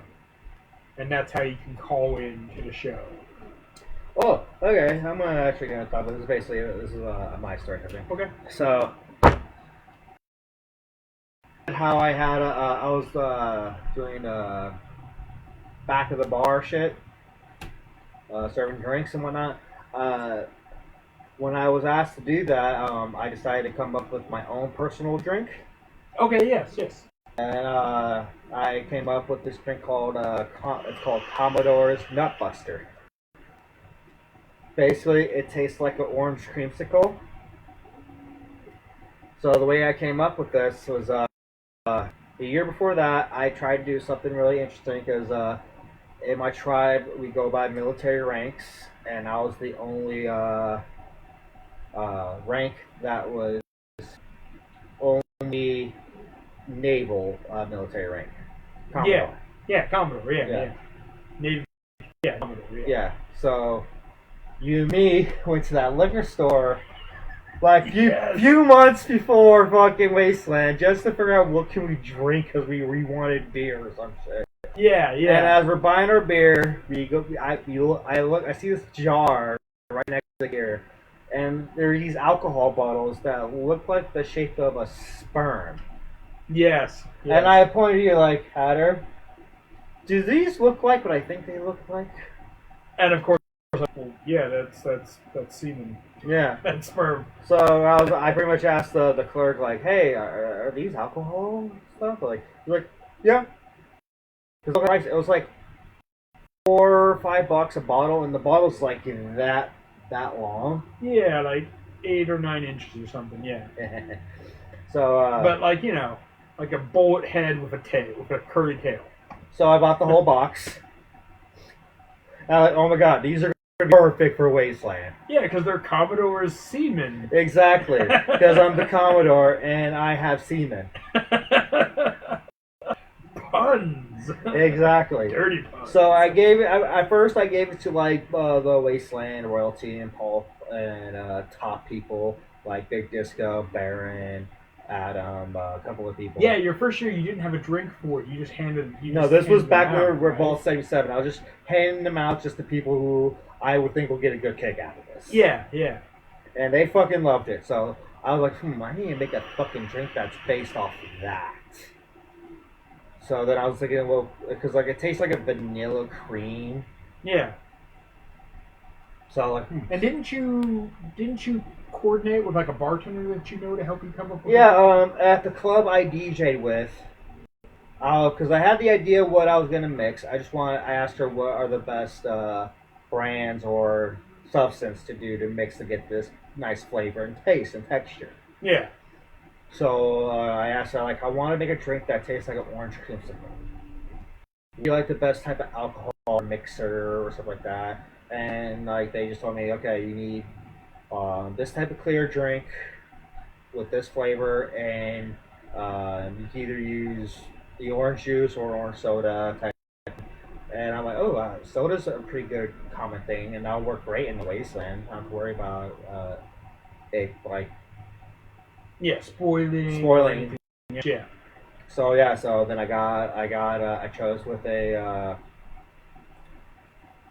vanilla vodka, not whipped cream vodka. I was specifically told to do that. Okay.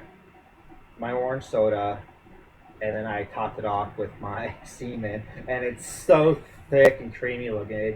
You can just see it just sitting on top and just oozing down the fucking drink, and it's beautiful. It's grossly delicious. Yes, exactly. And his presentation does it too. Never had the Commodore's Nutbuster. You have to come to Ghoulcrest and try. There's a bit of a presentation and showmanship with making that drink. Oh yeah, I put a lot of heart into my drink because it's my first creative drink with it, and I'm also hopefully this year I'm gonna try to do caps for like people who tried my Nutbuster will get a cap out of it. There you go. Just to say that like I took Nutbuster from Commodore in my mouth. The little seaman with like the Commodore hat on. That should be the cap. Oh, there you go. Yeah, well, basically the little sperm with the hat on. No, basically no. What the semen, the cat's gonna look like? It's gonna be a little semen, look like it's dropping out into an orange glass. Oh, okay. Okay, that works. So that's the idea of my cap for the Nutbuster cap. Oh, what does this one say? You guys need to come and let me make you some bloodies.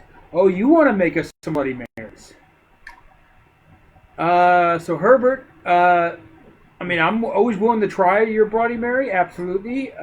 Just note that you're competing against Captain Stranded because he makes the best Bloody Mary I've ever had in my life. Yeah, he is pretty much known to make the best bloodies. I will absolutely try any other Bloody Mary, but know that you've got a big shadow to follow. Yeah. And someone says, "Sup, dude." Oh, that's Carl. He's one of my former campmates. Okay. When back at Trolling Buzzards, he was one of my friends. Someone I camped with my first year, and then next year we made a try with him and a few other people. Nice. Okay. Good. I think he does jugger now. Oh, nice. Yeah, he's a jugger now. Awesome. Pretty good at it. He's pretty cool. Pretty look dude. I always like hanging out with him. Is there any interesting stories you might want to share, or something we want to do for this year's Wasteland? Hmm. Question. Yeah, I can talk about that. My year's Wasteland. I plan to have another top hat contest. Let's talk about the first one. Okay. So, of course, as you know, as the Hatter, I'm a big fan of top hats, clearly, and they've definitely grown in popularity and being more and more common around Wasteland. Yes. And I love that, to be honest. I want to see other people's interpretation, and I'm looking for a hat that is more interesting than my own. Like, if you just wear a regular old top hat that you just threw some dirt on, like, whatever. If you just slap a pair of goggles on it, whatever, dude. Like, cool, you keep the sun off your face, good for you. But if you really put in some effort, like, I'm going to be impressed. I've seen some amazing, unique stuff. I've seen people who have made them out of, like, old tires and, like, giant soup cans and Hats like, on hats. hats on hats. Yeah, that was Styx who did that one. That one was really cool. You know, like, so what happened was that we had a big, like, meme war online leading up to Wasteland. And somebody posted up this thing about that they'd been the year before, and they'd seen a bunch of top hats, and they thought top hats were steampunk, and that they shouldn't be a part of the post-apocalypse. And I was like, what are you, insane? Like, even in the apocalypse, you need to keep the sun off your face. Like, what kind of crazy, ridiculous idea is it that hats are banned just because, you know, They don't look cool. just because Lord Humongous didn't wear one or Mad Max didn't wear one, you know, so therefore no hats allowed. Like, no. It's almost as ridiculous as you can't wear blue denim. True, but they haven't banned hats. Hey. So yeah, there's this idea that because certain characters who are prominent in Mad Max didn't wear a hat, that hats aren't part of the theme. I'm here to tell you, I've been wearing hats since 12, and you're not going to change my mind. Out of the Wasteland, if you had a way to keep your face covered and keep the sun off your face and save a little bit of dehydration from your body, you would absolutely wear a hat in the apocalypse. If you could find one or figure out how to make one, it's the same reason that people have been wearing hats for centuries already. They're practical and they keep the sun off your face. And you look like a fine, upstanding person of society. Harumph, pinkies up, you know, that type of... So somebody, I don't remember who, put forth this idea that, like, they were actually... Wasn't a scorpion piss? No. This is somebody talking badly about it. Oh, talking bad. Okay. Somebody was like, I'm a fan of Mad Max, and I'm here to say that there are no hats in that movie, and therefore hats should not be allowed at the event. They're too steampunk. Something like that. Somebody puffing their chest. And I saw that, and immediately, like, excuse me, sir, and just posted a picture of my hat, just me wearing it. Like, what? I have never. You got something to say? I have never.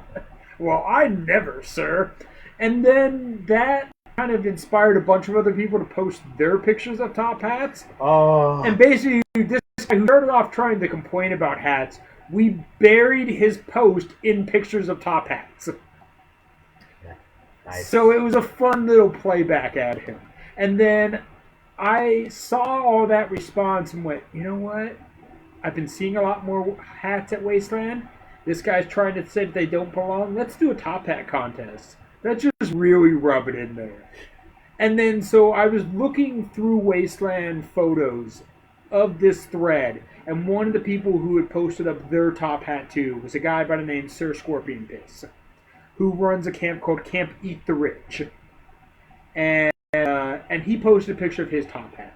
And I really liked his top hat. It was really cool. So, of course, I messaged Scorpion Piss and said, hey, I'm looking to do a top hat contest. and I'm looking for a judge because I want a judge and a host, and we need more judges than just me. So I want you as a judge, and then I also would really appreciate if you know of a good judge. Because I know that, of course, some women do top hats. Oh yeah. You know, and I can't say for sure that I'm the greatest judge of what might work for a woman's style. So we want a female judge in there too, someone who can judge that. And he goes, you know what? Actually, we're doing a parasail contest for my camp, and I've already been talking to this woman who goes by the name Red Queen, and she was going to be my judge on that. Let me see if she wants to do the top hat contest along with it. And of course, he messaged her, and she was bored. So we decided to do a top hat contest.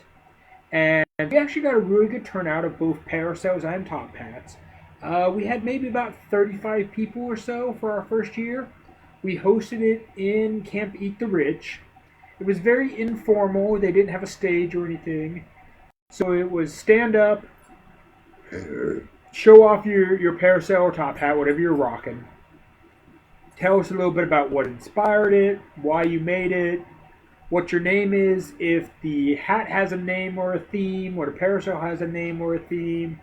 You know, sell us why you should win, in a sense. And we did end up crowning a winner for best top hat, for male, best top hat for female, best parasail for male and female.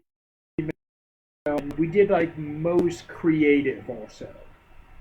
So the most creative one was one that was made of like, the brim was like an old tire, and then the hat itself was like an old soup can with like the top carved off and like hanging out like this, and just really, really cool, unique look.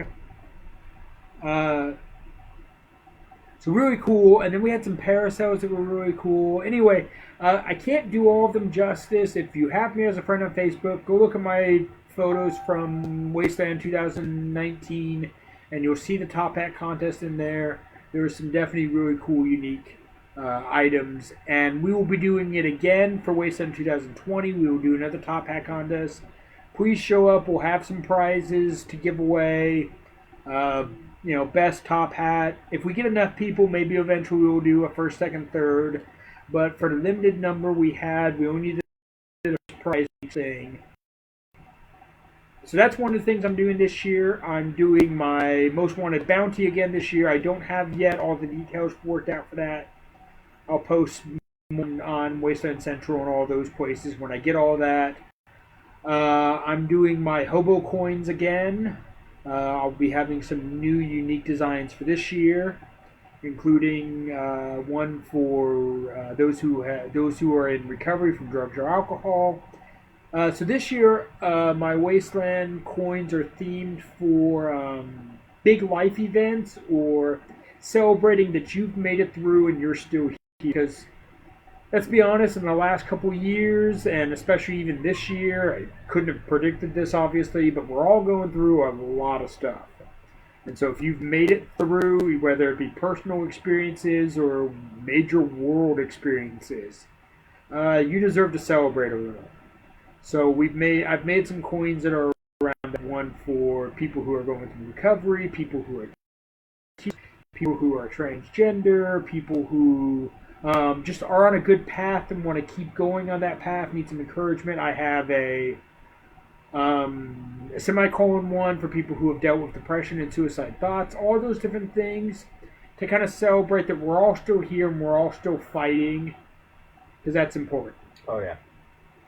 So those are some of the things I'm going to be doing this year to try to just keep adding to what I've built for Wasteland already. So yeah, how about you? What things are you looking to do or wanting to do this year? Well, let's see. Like I said, I want to do the caps for my Nutbuster. I want to have my own personal caps just to hang out to people. Okay. Especially for like newcomers and whatnot, let them know who I am. And then also pretty much for the Ghoul Crest.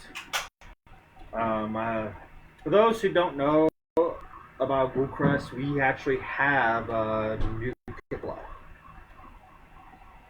And I mean, but like, it's not just Coca-Cola. It's literally the soda bottle with the words Nuka-Cola on the sleeve and cap and whatnot. And Cool caps to collect, too. cool caps to collect, etc. I still have my very first bottle I got from Cool Crest from the moment I came. I remember, like, when I heard they had Nuka-Cola, but like, I was like, dude. And he's like, yeah, here, just like, have the whole bottle if you want to collect it, and here, I'll open up this one for you to drink. Here you go. Ooh, that's got some bite to it. Yeah. Oh, you're drinking the Deftones IPA? Yeah. Dude, it's so fucking good. That's got some bite to it. You don't even usually like IPAs. I don't like Lagunitas IPAs. Oh, okay. There's certain IPAs I like. I like those ones. I like Stone Cold's Broken Skulls IPA. Okay. And etc. Like, it's really hard for me to get into IPAs because I'm not a hoppy person. Okay, so I like beer with hops. Definitely. now I love the idea of us having Nuka-Cola, and then after the years, I'm just like noticing, like, you know what, we get a lot of Fallout people, and our tribe's pretty much Fallout inspired. We are in the Mojave Desert, which was based in, which New Vegas was based in. Not the location we were in, but the desert entirely. Yeah, the desert itself. So, and what Vegas was known for exclusively was about another soda brand called Sunset Sarsaparilla, which was basically like a root beer. Okay. I have yet to see someone do one at Wasteland Weekend. So Okay. I'm going to try, I've been talking with Captain and them, and I'm going to try to see if I can invest and see working on my own Sunset Sarsaparilla soda root beer bottles for Bullcrest.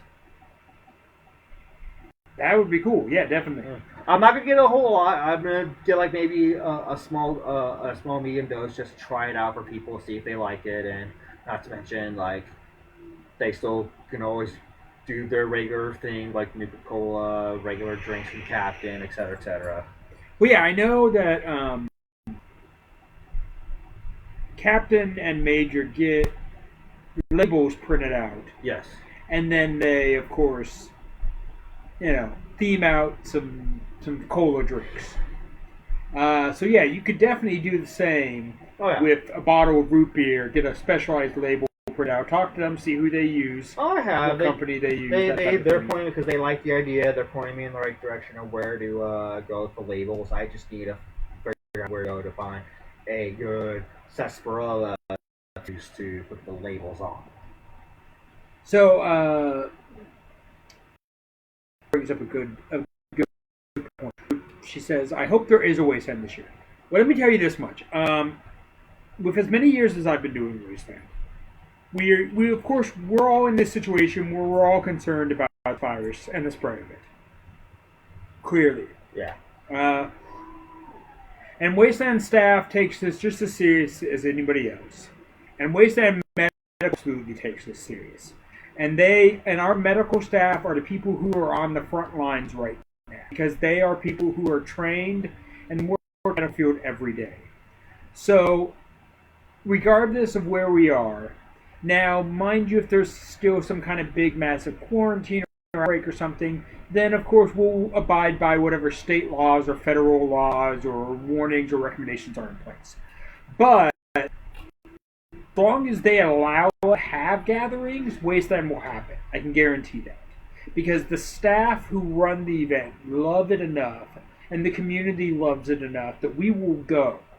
Some people may stay home because they have their own health concerns to worry about. And that's unfortunate because I know that they're going to feel like they've missed out.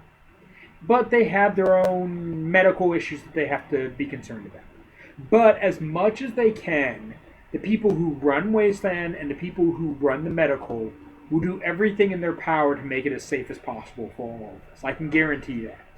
So, if you are considering Wasteland and you're worried about the virus that we're all dealing with, take your own health into consideration, but you can still attend because trust me that they will take every precaution necessary to sanitize everything and to make it as safe as possible, because our medical staff and our event staff are well trained and know what they're doing, and they have a passion for all of our safety. So if you want to come out to Wasteland and this is your first year, be precautious, let that scare you off. because they're looking out for all of us. Absolutely. They look out for us every year, and we don't even notice it most of the time. Just that maybe for the first time, all of our eyes are open up. All of our eyes have been open to what's around us all the time, you know? And guess what? Masks are definitely welcome at Wasteland. You wear a mask to cover your face to keep people breathing on you, just theme it out. Nobody will think twice about it, for sure. There are definitely lots of people wearing masks out there, so go ahead and do it. Cool. Yeah.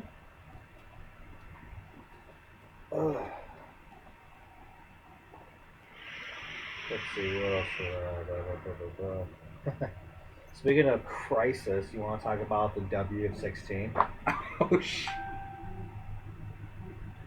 Now, since Okay. we're on a negative topic. Okay, so let's talk about the W. First of all, if you've never been out to the Mojave Desert, the winds get really strong out there.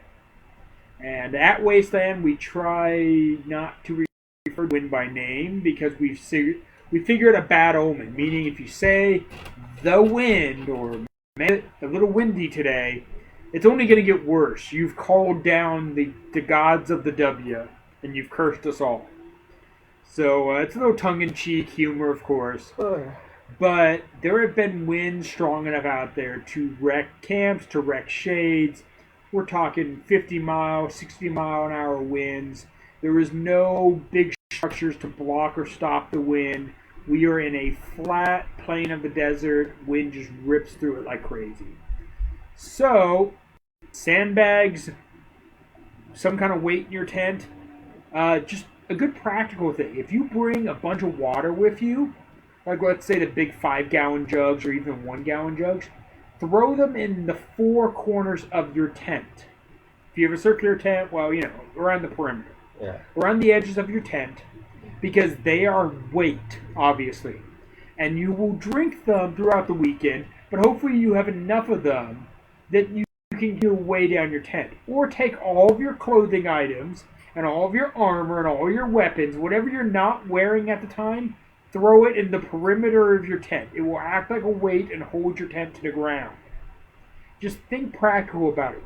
Or even get like just a simple orange bucket from Home Depot or a white bucket or whatever, fill it with some sand and tie it to your freaking stake lines. Because once again, weight. Tie it to the lines, hold down your all that. For myself, for the W of 16, I think the first night that I showed up, it was so long that they closed everything. The main stage, the DJs, everything was shut down. All food vendors, nothing happened that first night. And for myself, it was just windy and cold and just miserable. So basically, I just went to bed. Myself and my ex-wife, we just said, you know what, it's windy, it's cold, we've been up all day, we've been setting up our camp, nobody's up anyway. We're just going to hunker down, put on lots of layers of clothing, throw on all of our blankets, and just go to sleep. And by the time we wake up tomorrow, better. And so that's what we did for the big wind of that year. Other people, well, they had their own struggles. But think about it in the ways of how to weigh down your tent, how to weigh down your shade structure. That will be a big help. Also, think about it in the ways of how to let air go through your things. So have a mesh netting for your shade structure, or be willing to cut holes in your shade structure to let the wind pass through, so it's not so big of a giant parachute or a sail. Just my advice. Yeah. Commodore, you got anything you want to add for the W? Well, I know the W pretty much more or less destroyed my tent to where it was pretty much useless by the end of the event. And I had to get a new one. Yeah. Yeah, I did that for my tent too. It ripped my tent out of the ground and tore where all the stakes were going. But because we had the tent weighted down, it never left the ground. But it did rip it up, and I had to re-sew all of those corners. It tore my tent up. It stretched out all the rings. and the fabric that holds the rings, like it couldn't stand by itself anymore. Yeah. And I made the best of it with the rest of the Wasteland. But basically, what I was mostly doing was at Ghoulcrest before they had a full card structure. Yeah, that's right, because 16 had 4, right? Yeah, but this is also when they added the upstairs that added hard structure. So that part was fine. Yeah, they had the balcony. So basically, what the captain Burnley did, he parked his Unimog right in front of where the wind was blowing, and he had to shield the wind. And I remember there was one time in 16 where a bunch of us were literally holding on to the carport. Yes. Just to help weigh it down during a very strong windstorm. Yes. We were all human weights. Yes. And then, like, I remember the neighbors across from Ghoulcrest, I can't remember what they're called, but there were people who usually serve pancakes in the morning. They're pain. Yeah. Yeah. I missed Camp Pain. They were amazing. They were all, like, every morning you can go to their camp and they'll serve you breakfast as long as you have your own. Pancakes and bacon plate and utensils. eggs. They serve you breakfast. Oh, they were amazing. So, like, I remember Ghoulcrest helped them a lot, strengthening their tent up, so their camp up, so it doesn't. I mean, it paid you guys in food. I remember that. Yeah, basically, when the wind finally died down, it was like roughly a little after midnight. The wind died down, and we were in the clear. Yeah. We were all glad, and all of a sudden, here comes the guy who basically makes the food. Comes in with this big tray full of fucking chicken wings, smacks it on the fucking bar, and just takes a big bottle of blue cheese and just makes a big squeeze onto the side of the tray, and like, hey, this is for you guys.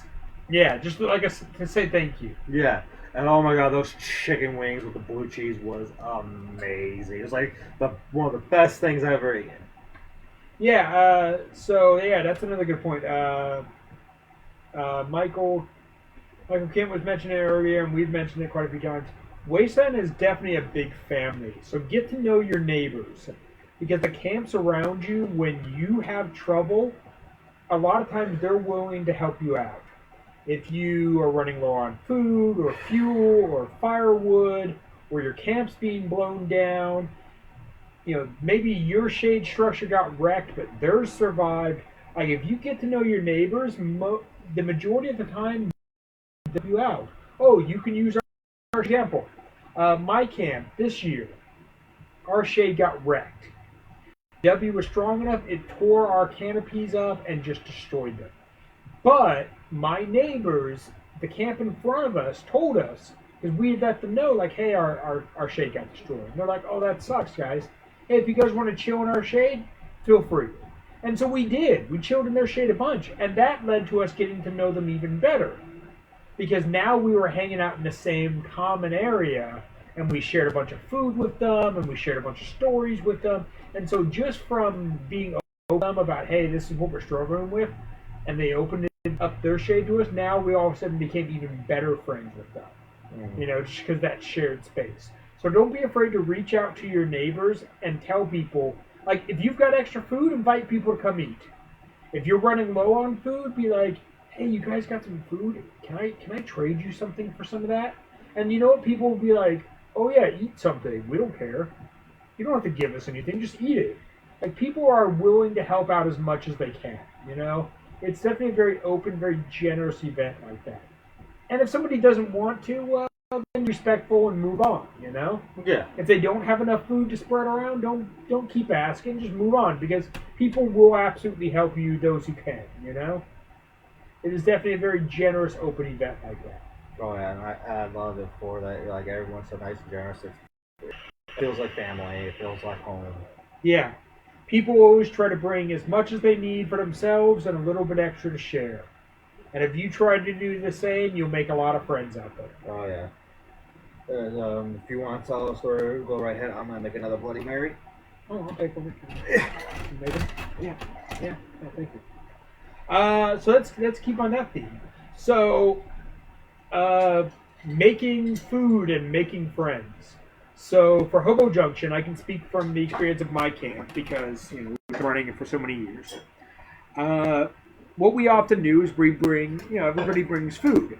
Now, what we've done multiple times now is we've done a round robin style cooking. And what that means is that everybody in camp takes a turn cooking. If you have a big camp, it really helps because no one person is doing all the cooking, no one person is doing all the cooking. So it takes the stress off. Because if you have a camp cook, that becomes their entire event experience. They cook this lunch, dinner, they basically never leave camp, never leave the kitchen. So that can be quite stressful for some people, and they don't get to enjoy the event as much as they'd like. So be willing to set up a schedule and to try to have rotating cooks. My camp, the way we like to try to do it, is what we refer to as a round robin. Everybody takes a shift, everybody cooks a meal. Try to plan the meal big enough to feed the whole camp. We have about 15 people in our camp, okay? So we all brought enough food to ideally feed 15 people for every meal. Now I can guarantee that not 15 people were there because people have to go work their morning shift for volunteers, people want into town, people want a barter booth, they want to run through, Barter Town and get some items. Anyway, people miss meals here and there. So you plan for enough or extra, and then you end up with leftovers. Share them with your neighbors. Share them with random passerbys. Because when the time comes and you need some help, they're going to help you out. And even if they don't, just try to be generous. Because Wasteland is all about community. It's all about giving back. It's all about sharing everything with everybody because we're all out there together. We're all stuck in the desert. We're all stuck with our limited resources. We're all just trying to survive, but also trying to party and have a good time and make friends and everything else.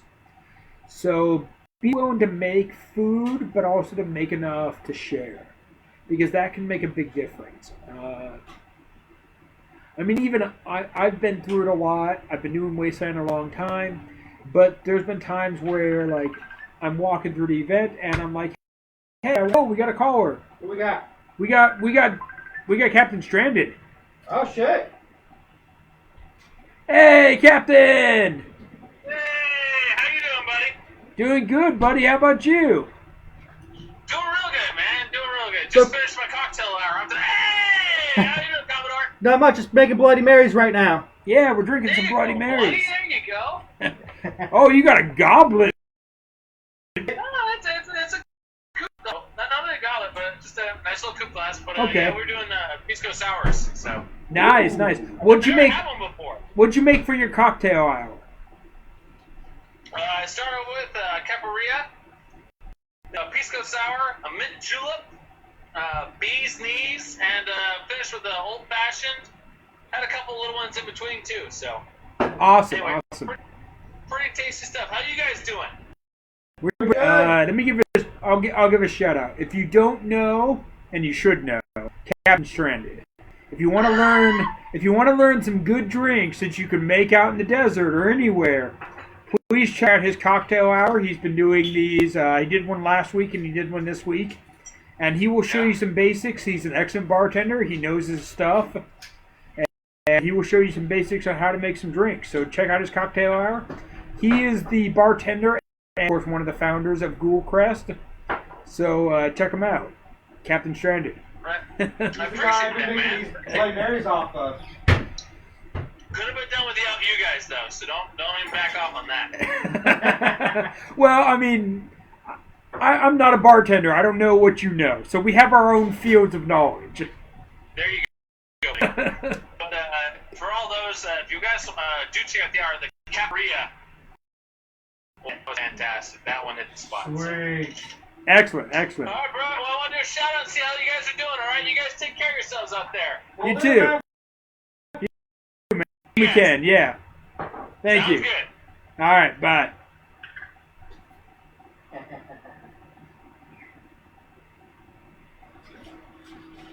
So that was Captain Stranded. He is, of course, like I said, one of the founders of Ghoul Crest and our bartender. And he's a very knowledgeable, very well-experienced bartender, makes some amazing drinks, makes the best Bloody Mary I've ever had, and honestly, he can make just about anything. He's limited to what he's brought to Wasteland, but even if you bring something, you say, hey, I want you to mix this drink for me, and you've brought the ingredients, like, he'll make it. He'll absolutely make it. Or, like, he needs one or two more ingredients, and you can go find them, bring them to him. He'll make it. Willing to take requests and willing to make whatever you want within reason of whatever you can get in the desert, you know? Excellent bartender, and just a fine guy to have a drink and tell a story with, definitely. And he loves the host. He loves to hound and to tell stories. Even though they've changed to being more of a community service for membership, they are definitely a bar that is all about storytelling. Oh, yeah. They are a lounge. They want to hear your stories. They want people to be interacting, to be socialized, to be talking.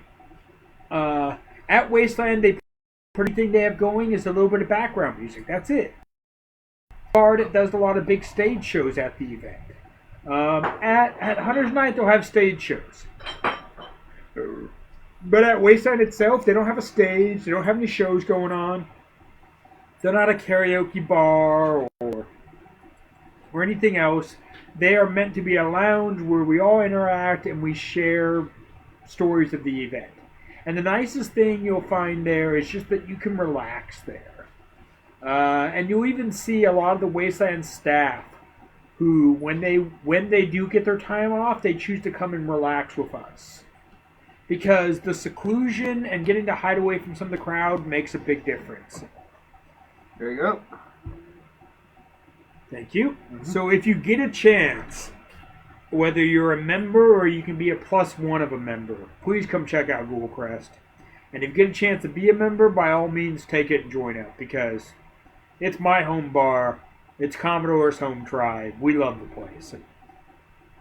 So that's what I have to say about Captain Stranded and Google Crest. And of course, Major Impact and Corporal Punishment, you know, with what they do, and all of our other various staff, all that. Well, let's give a huzzah to them. Huzzah! Huzzah!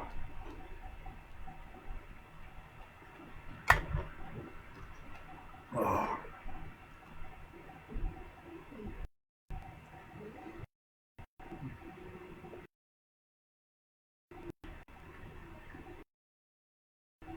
I missed the first 2 hours of this.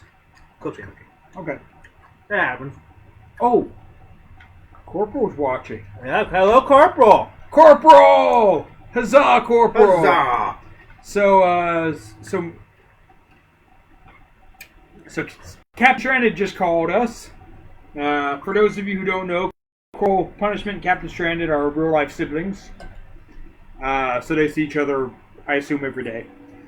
And, of course, Major Impact is a close family friend, so he visits them often. And from what I've seen during the quarantine, like, I think Major Impact might just be crashing there at their place. Hey. So, if you don't know, they have a nice big ranch. And so they have space for a few guests. People that they consider close, of course. Not necessarily everybody. But if you've been invited, please go check out their ranch. It's amazing. And I think... Word when you've been invited. Yeah, when you've been invited, because it is their personal home, so don't just show up. Personal space, consent, all that type of stuff. But sing a song! Hi, big sister! Sing a song. Okay, I got a. This is the song that never ends. That goes on and my friends. Yes, thank you, Beans. Thank you, Beans. I for miss watching. you, Beans. Miss you, Beans. Hope you had a good birthday. Right? Happy birthday, Beans. It was on the 1st, I think, right? Yeah, it was on the 1st. Unfortunately. But on that subject, Cheshire Yeah. did a big thing for Beans where she did a like a slideshow of like pictures of Beans and then comments from her friends and everybody at Wasteland. Unfortunately, I didn't have any pictures of Beans that weren't somebody else's pictures, so I didn't submit one because any picture I have, it's like Tom. It's like Tom Cruise. Anyway, Cheshire made a really cool gesture and show PowerPoint thing for Beans, so that was really cool. I really love seeing people in the community do together. So yeah, we got a shout out from Major's quarantine at his place. Oh, well, he did visit at least then. Yeah, he visited them. Well, yeah, when he was able to. But yeah, okay. And okay. of course, Corporal is thanking that we mentioned when you're invited to go to check out their place. When you're invited, keyword. Yes, their ranch is by invite only. I don't want anybody to misconstrue the message, but they have an amazing ranch. It's a lovely place. Pops, they're actual, real life father, really nice, sweet guy. He's funny. They make amazing food. He makes me laugh. Yeah, he makes me laugh. He's a great guy. They make amazing food. Everything there is awesome. If you ever get a chance to come, don't miss out on that opportunity. Cheshire. Oh, Cheshire, we love you. Cheshire. But yeah, not to mention, I'm gonna puff my chest a little. Cheshire, of course, by the name, is another big Alice fan. I mean, I as the Hatter am an Alice fan. You as the Pope. Me as the Pope of the Church of Alice. No, but thank you, Cheshire, for what you did for Beans. Was a really cool idea. That was very sweet of you. Because I mean, to have a birthday right now during this quarantine, it's got to be rough. So that was a really cool thing for you to do. Because, I know a few people who had birthdays around this time, and quarantine just ruined all their plans. Yeah, exactly. Like, you want to celebrate with your friends and family, and then you're like, nope, I'm stuck at home. This sucks. This makes me work because, my birthday's coming up, and I just hope I don't have to be quarantined birthday, because I was hoping to do that roast. Yeah. I mean, we're going to... I mean, if nothing else, we'll roast you on fucking... live. We'll do that. We'll figure something out. I'll roast you live. We'll figure something out. We'll set up people to call in at certain times and roast you. There you go. If we have to. So for those of you who don't know, Commodore here is turning the big dirty 30. Yeah, come June 4th. And if for some reason we're still under quarantine, I hope not. And even if we're not, Facebook Live it so more people can enjoy it. But and several others who have known Commodore for some time are going to be roasting Commodore for his 30th birthday. It is going to be a roast of Commodore. So please, we'll try our best to show up here in Sacramento to attend. We'll get out the invites and all that. If we can, we'll live stream it. And if we have to do it because we're still quarantined, we'll figure that out. It will happen, though. We will roast Commodore for his 30th birthday. Absolutely. So, just in general, the Wasteland community really reaches out like that. So it was really cool to see Cheshire something together for Bean's birthday. It was really cool to see all of that still happen, where we're still trying to celebrate even during all of this. Because, I mean, that's the whole reason why we're doing this talk show, is because myself and Commodore are social people, and we want to feel like we're connecting with the rest of Wasteland as much as we can, because we don't get to leave the house either right now. Yeah. I mean, I got to go to work, but then I'm only. I lost my job, so I'm fucked. Yeah, and a lot of people are in that boat. And that sucks. Oh yeah. I'm not the only one, but it's a terrible situation for everybody. And I just hope this quarantine thing ends soon, because I don't understand. I don't really think how anyone will be able to survive for this long without work.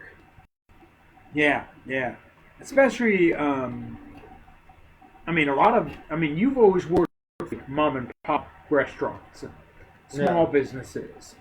So, small businesses absolutely can't survive. Big corporations do a little better than some of them. Absolutely. I'm lucky enough, I work for a corporation. We do auto repair, so we're still open. Our business has been affected. People are having their hours cut and everything else. So in general, it kind of affects everybody.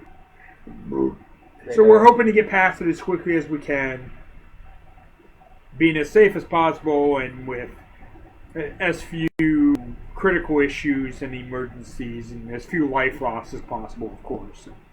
So that's the whole reason. We want to stay home, you know? Exactly. Plus, I miss you, Wasteland fuckers. Right? We miss Wasteland family. Like, honestly, if we could drive out to Ghoulcrest and chill with them, because we haven't seen them since Hunter's Night.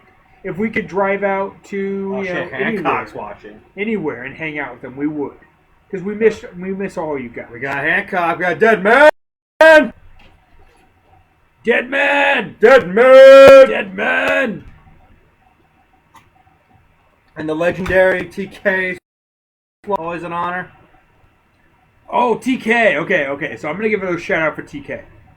So, at Ghoulcrest, I am the cigar czar, okay?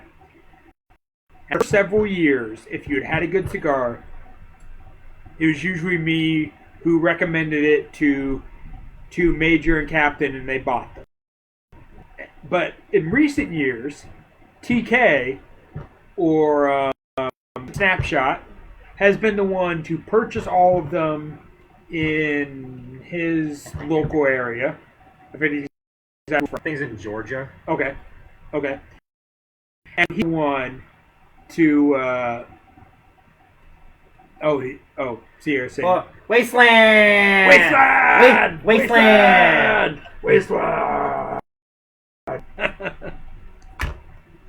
That was for Corporal. So TK has been the one. He's been picking out a lot of our cigars. Tell you as a cigar lover and a longtime cigar smoker myself, I will tell you right now that Sergeant Snapshot, TK, and the man picks out some really fine cigars. Oh, he does. So in the last couple of years, if you had a really great cigar, you'll never see TK around because he's a photographer and he's constantly busy. And he may not even necessarily, you may not see him to thank him. But if you've had a really good cigar that I often recommend to you, TK's been the one to buy them. So he's got a really good eye for that. And of course, we get a lot of cigars donated to us too. A lot of our members are cigar smokers, and they'll bring a cigar and be like, "Hey, I tried this. You can hand us a couple or whatever." And a lot of our members, myself and TK, contribute a lot. So we've worked together to make this a really great cigar bar. What the fuck? $1.30 a gallon?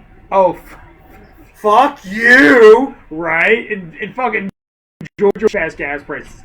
We were like, yay! It went down to $2.75 here in California. It's under $3. Oh my god! And we were celebrating. We were celebrating. You're $1.30 with your fucking '90s prices. Fuck you. Right. I'm straight though. I love you, TK, and I miss you. We do. I was really sad that you couldn't make it out to Hunter's Night, man. I cried. I know you were doing like a video movie shoot. TK is an excellent photographer and videographer, and he works in the real industry and all that. I know you were busy doing some job stuff, but we were sad that you couldn't make it out to Hunter's Night. I know, but thank you for sending your equipment for us to still take. Yeah, for still doing the photo booth for this. Yeah. That was awesome. So in a way, we felt like it's just not to say getting a picture from TK. And but also, what was the other photographer? That I know what you're talking about. I can't remember his name either. But I know what you're talking about. Yeah, he's got a big old like poofy hair. Did a Wasteland Elvis mock a couple years ago. Oh yeah. Yeah. So we did have at least one photographer there that was really good. But yeah, we were really happy to see TK show up again. So thank you, TK, for shipping that out. Well, that's where he's on the East Coast, isn't he? And the mortgage is only $600 a month. Listen, just stop. Just slap that big dick on my don't. Right? Just keep rubbing in how much better it is there. Fucking shit. Listen, I was born in California. Same. Okay. More or less. I don't know if I'd know how to live anywhere else.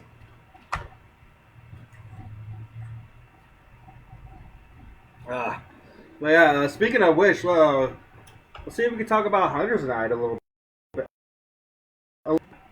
Because, like, those who don't know, Hunter's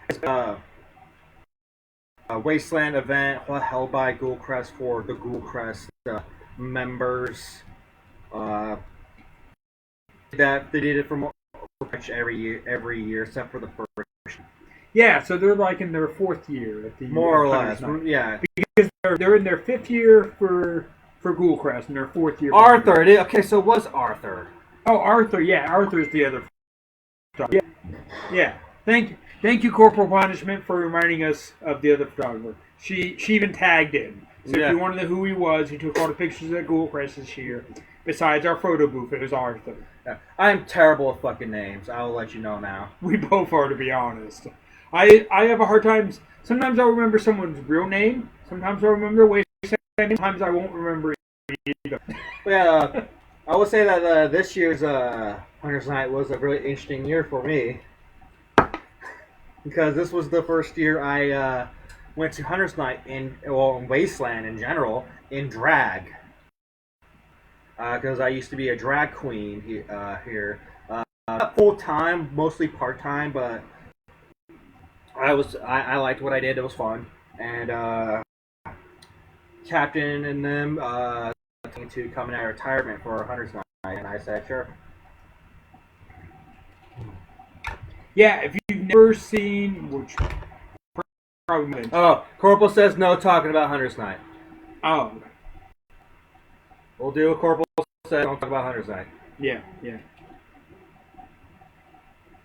So, well, we'll do it this way. If you've never seen Commodore do drag, it's a great show. Yeah. But there are definitely things that are exclusive and by invite only. Yeah. We'll say that. They're exclusive invite events. So. Thank you, Corporal, for stopping us before we gone too far. Right?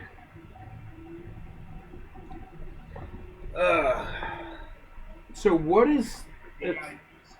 Okay. What? Give me something unique that you've done at Wasteland. That you think is unique that...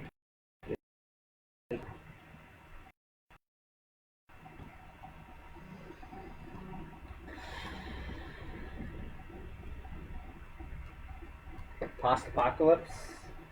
There you go. Tell us a little bit about that. So, there's a tribe called Tooth and Nail. They're part of, if not, they're a main tribe for Undertown, which is pretty much in the main city. And they held an event usually on the Thursday of Wasteland. And what they do, they serve out all these different varieties of pasta. Could be like spaghetti, could be mac and cheese, could be something with bacon and beans, or pork, or something noodly, some type of ramen. They got a variety. So, Monte didn't recognize me in drag. I've heard that you didn't recognize me in drag at first. Like Papa Bear told me the story. It was fun. I found it hilariously awesome. So, anyways, I remember my first year they were trying to do something very unique, and hopefully they were trying to do a regular thing, but shit happened and they weren't able to do it ever again. Basically, what it was, they had a reel-to-reel, and they were playing vintage porn off the side of their fucking big van while they were serving pasta to everybody. Oh, nice. But because of fucking desert and shit and fucking wind and dirt getting into the fucking machines, they kind of broke it. and they couldn't play it anymore. Not to mention a couple staff apparently said, no, you need that in a closed environment where people can't publicly see that.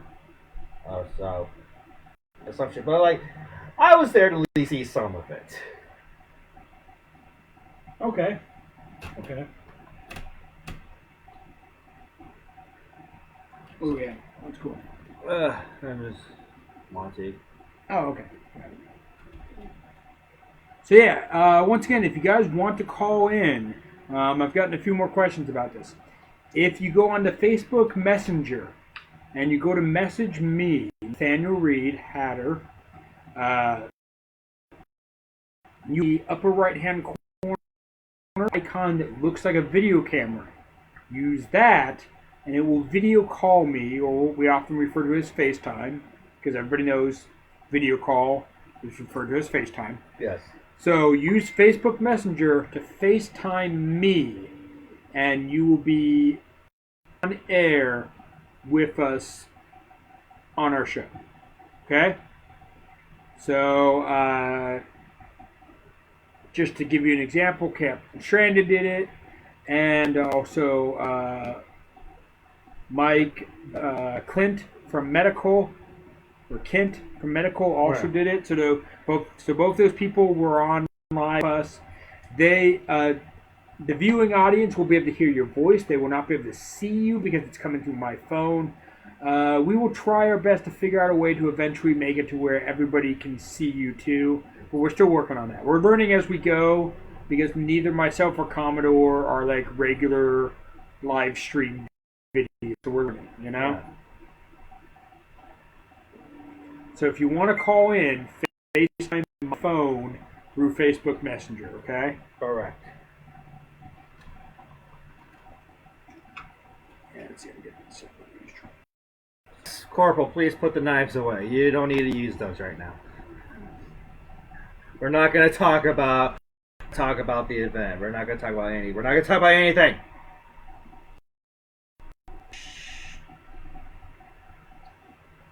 You ain't saying shit. Although, I mean, Corporal's got a nice collection of knives. I know, but the last thing we need is a fire Irish lady using knives on us. Right. Do not. Oh, you got a call. Oh, good. Okay, I put my book down. Oh shit! You're in costume, even better. That is sick, dude. I love the fucking helmet. I figured I'd like one out and sitting here with my gear. Fuck, that's pretty much. Yeah. Hell yeah. We'll drink to that. Yeah.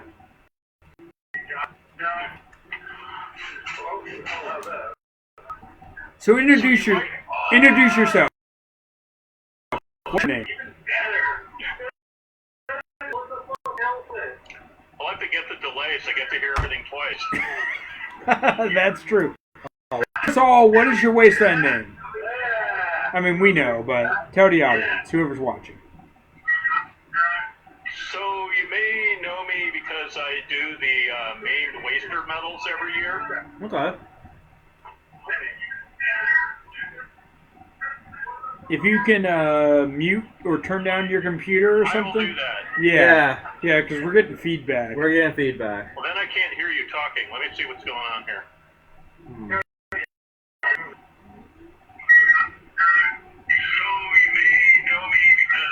You know, you should be able to hear us because your face. Turn off the live event and just FaceTime us. Yeah. Ah, okay. Let me see how to do that. I am old. I don't know how these things work. Yeah. Hold on a sec here.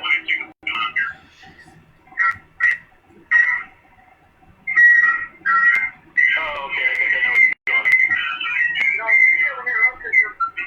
No, I think I've got the Facebook page open and the. So close the Facebook page temporarily or minimize it or something. I think I got it. Okay. Oh, that definitely sounds better already. Well, it was nice because I could sort of feel the atmosphere that I was creating. But feedback is tough. You're sure also tough people are listening in. Go ahead and just speak loud because I got you right next to the microphone. I got So my yeah, phone what's your right next to Wasteland you. name? Introduce Okay, yourself. so anyway, you may know me because every year I do the Maimed Waster medals. All right. Okay. And I'm actually thinking for people that, don't manage to avoid catching COVID, but get it and actually survive, doing medal research that experience, unfortunately, this. That would be cool. All right. Because, I mean, I think it can definitely be a tough thing, I would agree. it's been bad for some people, and everybody, I think, is getting to the point where they know somebody who's died from it at this point. Yeah, the numbers are getting high up there. I mean, I'll say straight out, this disease is no joke. Myself and Commodore are trying to make the best of it and trying to do a live show and have some fun. This is great. But we just as serious as anybody else. That's why we're at home. That's why we're chilling. That's why we're not out doing anything. I don't mean to undermine the seriousness of it or precautions you might want to take. So yeah, definitely if people have something to celebrate the fact that we do and the fact that we've survived, or maybe the fact that we've lost somebody, like, please, by all means, Wasteland is absolutely about... Wasteland has a big memorial service every year for people who have been lost. It is a really touching, amazing thing. They have a big memorial monument. Yeah, I helped build it 1 year. Yeah, so that's always really cool. We're really big about celebrating those who are with us and those who didn't make it back for some reason. And that's always unfortunate, and we just all try to just keep on living and celebrating those who have impacted our lives, you know? I think it's better pretending these things don't happen, because I think people that then go through that feel isolated. Yeah. True. Yeah, absolutely. I mean, I know for myself, a little bit worked for the city of Corona in Southern California in Riverside County. About 20 years. She was in the PD, and then she was in City Hall. So my mother knows a lot of medical, fire, and PD in that area. She, of course, is very worried about their health and safety and is trying her best to make masks and try to do things for them. And just the reason I bring that up is because lots of people are doing that. Lots of people are trying to help and trying to reach out. Lots of people know somebody on the front line. They know somebody who's particularly vulnerable. They survived it. They know somebody who's sick right now. They know somebody who may not make it. I mean, we're all definitely experiencing this together. So my point is that we make it celebrate that we have survived, but also mourn those who didn't, and really just kind of take that moment and enjoy the fact that we're still here. I think feeling like doing something, like, I don't know if you know, I work with research labs, or if you know what that is, and Give us some turned info. out had about 60 N95 masks, but the elastic was shot on all of them. So I went up and got them and took them down, went down to Joann's and was actually managed to score the last spool of elastic and rehabilitated them all and dropped them off to Kaiser. Yeah, that's awesome. I mean, there are a lot of people in the Wasteland community and in the Maker community who are giving back like crazy. I can make a plug for what is his name? Paul King, who used to be a big part of the Valdez, the big ship at Wasteland.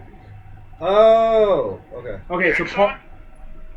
Exxon Valdez? Yeah, Exxon Valdez. Not the real one, the prop one. Yeah. So that tribe, the followers, I think is what they were called, or the Brotherhood or something. Anyway, the guy who ran them, his name is Paul King. His real life name, his Wasteland name is Captain Crunch. That's it. So Captain Crunch is doing a campaign right now. printing and building face screens, the visors for people who are in immediate danger from the virus. And he's got a Kickstarter running, and he's constantly posting about it. If you don't know who he is, his name is Paul King. Follow him, contribute if you can, but he's not the only one. There are a lot of Wastelanders, a lot of makers, a lot of people who know how to sew. Matt from Good Neighbor, who's also as a nuclear ringmaster. Hancock is doing like a community pantry. His roommate is doing like a sewing masks. There's a bunch of other Wastelanders who are making stuff. If you know how to sew, look up masks. Absolutely. If you don't, please try to contribute financially. And if you can't do any of that, at least try to stay home and avoid getting other sick or getting yourself sick. That's all we can do, you know? Everybody can try to do as much as they can. Yeah, I have a music store, so I'm completely down, so I'm just here doing repairs. That's actually where I am right now. And, yeah, I just ping back and forth between home and here. Okay. But fortunately, I'm lucky in that my driveway's long enough I'm able to practice archery in the driveway, so... Well, there you go. Yeah, I'm lucky enough that my full-time job is considered essential. Ooh, I know.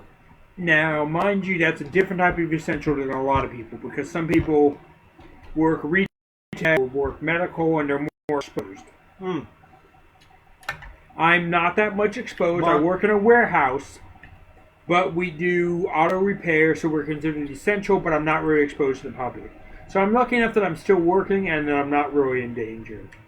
So that's unique to me, but a lot of people are dealing with a lot. Monty just Yeah, pointed out where I am in my... it's where my Paul shop C. is Miller, not Paul King. Thank you. Okay, so Monty corrected me. It's Paul C. Miller. Somehow I got the name wrong. I've been drinking, whatever. So Paul C. Miller is doing a big drive through Kickstarter, and he is trying to 3D print and make face shields for medical personnel to help fight against the virus. So if you can contribute, please look up Paul C. Miller and help him out. I would check too if you got 3D spools. I'm imagining that the supply of the printing wire is possibly not up to the demand. So that's actually the thing. I can put a plug out there. There is at least one company I know for sure. They're called Matter Hacker. They're based out of Orange County, California. And they are still selling and shipping 3D printing filament specifically for those who are trying to make things to help with this virus. If you are making a face shield or any of that, please look up Matter Hacker. They are still shipping. Whereas, like, if you buy your 3D filament through Amazon, they're not proprietary site. They're not making that a territory at all. Matter Hacker is still open only for shipping. Because typically they have a storefront there in Orange County and they will sell it to the public. But right now, they're only open for shipping purposes, ordering online. Now, what's nice is because they're U.S. based, it will not take like a month to get to you because a lot of the stuff you buy online for 3D printing comes from China or from some other part of the world. And it will take like a month to get to you. And now, with all this stuff, it will take even longer. But Matter's U.S. based, they make all their own stuff. And so if you're looking for 3D filament and you don't have a local place, which is definitely hard to find right now, please look up Matter Hacker. They will ship it to you, and you can use their product to print masks and face shields and all that. And if you have a 3D printer, which I know probably dozens of ways actually have, you can print masks and shields, and you can talk to your local hospital or some representative, and they might be looking for help. I know that here in Sacramento, I work for a place called Plug and Play 3D as my second job. We do 3D printing for the public, prototyping, all that. We just got contracted recently, about a week ago, to do 500 3D printed masks. So they are absolutely looking for it, but you need to approach them. You need to make sure that they approve and that they have and that you follow whatever guidelines and masks that they want you to print. But if you can help out, do it by all means. Absolutely. So, so what are you doing there at your? What are you doing right now to get ready for Wasteland and whatever else? Well, I've been splitting my time between making armor, but I work entirely with metal. But I, believe it or not, actually run an accordion shop. Oh, nice. Oh, that's fucking cool. That's very niche. Yeah, I mean, and it's so niche that a German company hired me, and in Russia last year. It's interesting in that since I'm still in touch with the companies overseas, I get a little bit of feedback. It was kind of odd because when I was talking to the Russian factory, which is in Tula, which is about where apparently having patients. Okay. They were saying, yeah, we were closed and we're open again now, which was like 2 weeks ago, and I was like, that doesn't really sound right. And so I don't know what's going on there, and I've heard nothing from them since. And so I mentioned they must be shut down again. Ooh. And I have another company I deal with that's in Czech Republic, and they were saying they sounded terrified. Yeah. They were saying that they were basically living in the factory and just doing mail orders so they could survive, but they said they weren't sure how long that would last for the government to shut everything down completely, but that was about a week ago. Yeah. And again, haven't heard anything from them, so I'm not sure what's going on. And the other suppliers I'm dealing with said nothing has left China. No ships have left China for like over a month. Yeah, that's big. I mean, right now, I would tell people that, I mean, we don't even realize it here in the U.S., but we do so much business that comes from China. China is not doing their regular business. So, I'm all about globalism and supporting the global community and economy. But right now, like if you need something right away, try to make sure the company's in the U.S. because that's probably the fastest way you're going to get it. Well, it's that, and also I think people have been lured by just getting stuff from really cheap over in China. Yeah. And it's completely destroyed our local ability to produce and do things. And so here we are. True. There's so that gets kind of nuanced and back to history and why companies shifted over and stuff like that. There are definitely Americans who do a lot of that stuff, which is why I make a plug for like Matter Hackers and Orange. Well, I do like I build my own microphone systems, and I'm like, where the hell do you go to even buy a register now? Yeah. I mean, it's like, okay, I need this, I got to finish this project.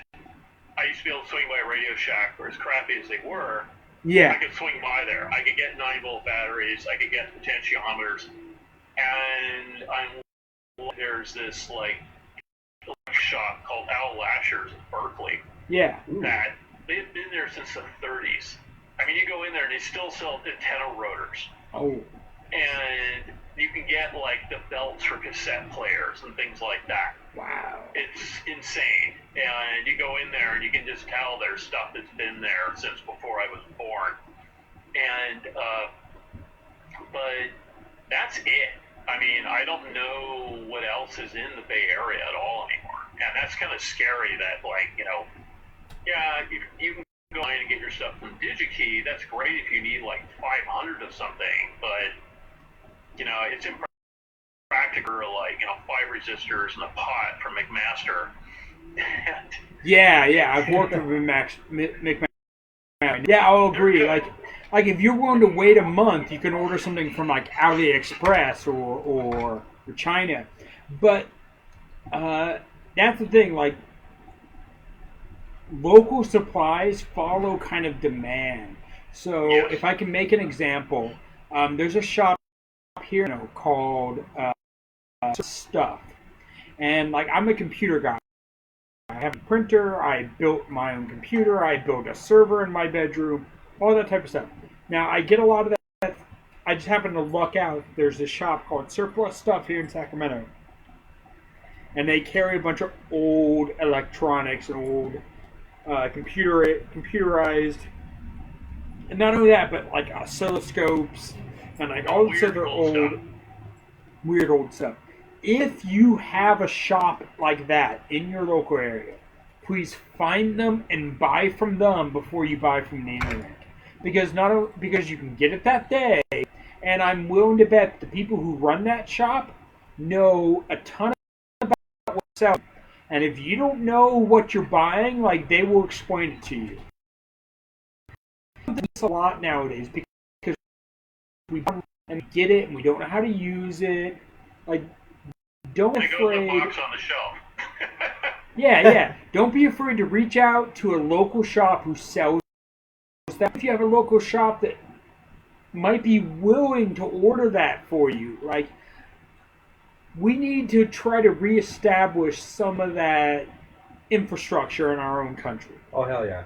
And we as the consumers can definitely either buy from those shops or buy from online, and whatever we choose to do, they will live and die on. Well, it's been like, when I first opened up years ago, I got an idea in the Bay Area here.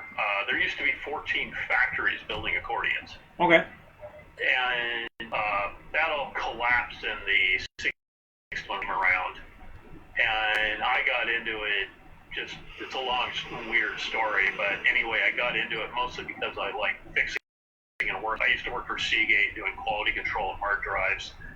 And I actually worked in an appliance shop in the 80s when we used to rebuild toasters and coffee machines. People would bring us coffee machines, would take them apart and clean and rebuild them. Okay. I mean, I do the same thing now for 3D printers, so I understand. It's a different thing. Now but it's I get like, it. I'm practically a music store left in the East Bay. Okay. Wow. And it's, I think this is just a microcosm of it. I mean, it's not, it's just, I think you start getting a really bad cause and effect chain to where, well, there's no music stores, therefore nobody tries instruments. And so then fewer people play instruments, so there's less demand. Yeah. And I think, it's just like people say you want to take up guitar online, but there's no one to show you that you're holding it upside down. I mean, the stuff that I see. or you didn't crank the strings down tight enough, or you're not tuned right. Yeah. Yeah, it's way wrong, and so you're like, man, this is impossible. It's killing my fingers. You just put it aside and you never play it because it just seems too hard. Yeah, like Commodore knows, he plays guitar. Like, I know, I grew up my family is all a bunch of guitar and drummers and musicians and everything. So yeah. But you lose, you lose local infrastructure, and I think you lose with it. I mean, the Bay Area in the 80s, I don't know if anybody here remembers Clement. I heard of I him. mean, it was like a Target-sized electronics store. It was insane. Down in SoCal, we have Guitar Masters, something like that. Yeah, my father used to mention them quite often when I was growing up. And surrounding it was all these other like used electronic stores that had like insane military hardware, and I think Google.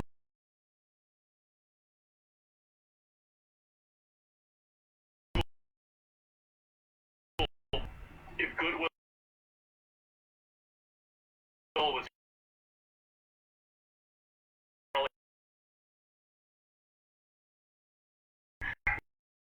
oddball stuff, it was like periodically, but yeah, I mean, like I said, I work with Survival Research Labs. I don't know if you know what that is. Vaguely. Well, yeah, BattleBots came out of what we do. Yeah. But except the stuff we do is like car-sized machines, and pretty much the fire department declared war on us a number of years ago. We moved up to Petaluma, though keep your ears to the ground. The guy who's in at Archive is running for us to do a full-size show in the East Bay about this time next year. Oh, that'd be fucking dope. And that would be the first one we've done in like 20 years in the Bay Area. Fuck. So it's like we haven't done any really big shows. I'm kind of despair to think about it, but it's getting close to 10 years. But this would be like a full-blown, because the guy owns the property, so we don't have to deal with renting, and there's a budget to do it. But yeah, it'd be full-on mayhem. But if you haven't looked it up, you can look up Survival Research Labs on YouTube. Mark's been throwing up all the videos. It will be hardware. Yeah, the guy who's sitting in the room with all the TVs, in the background on one of the TVs, there's like, what is surround sound like?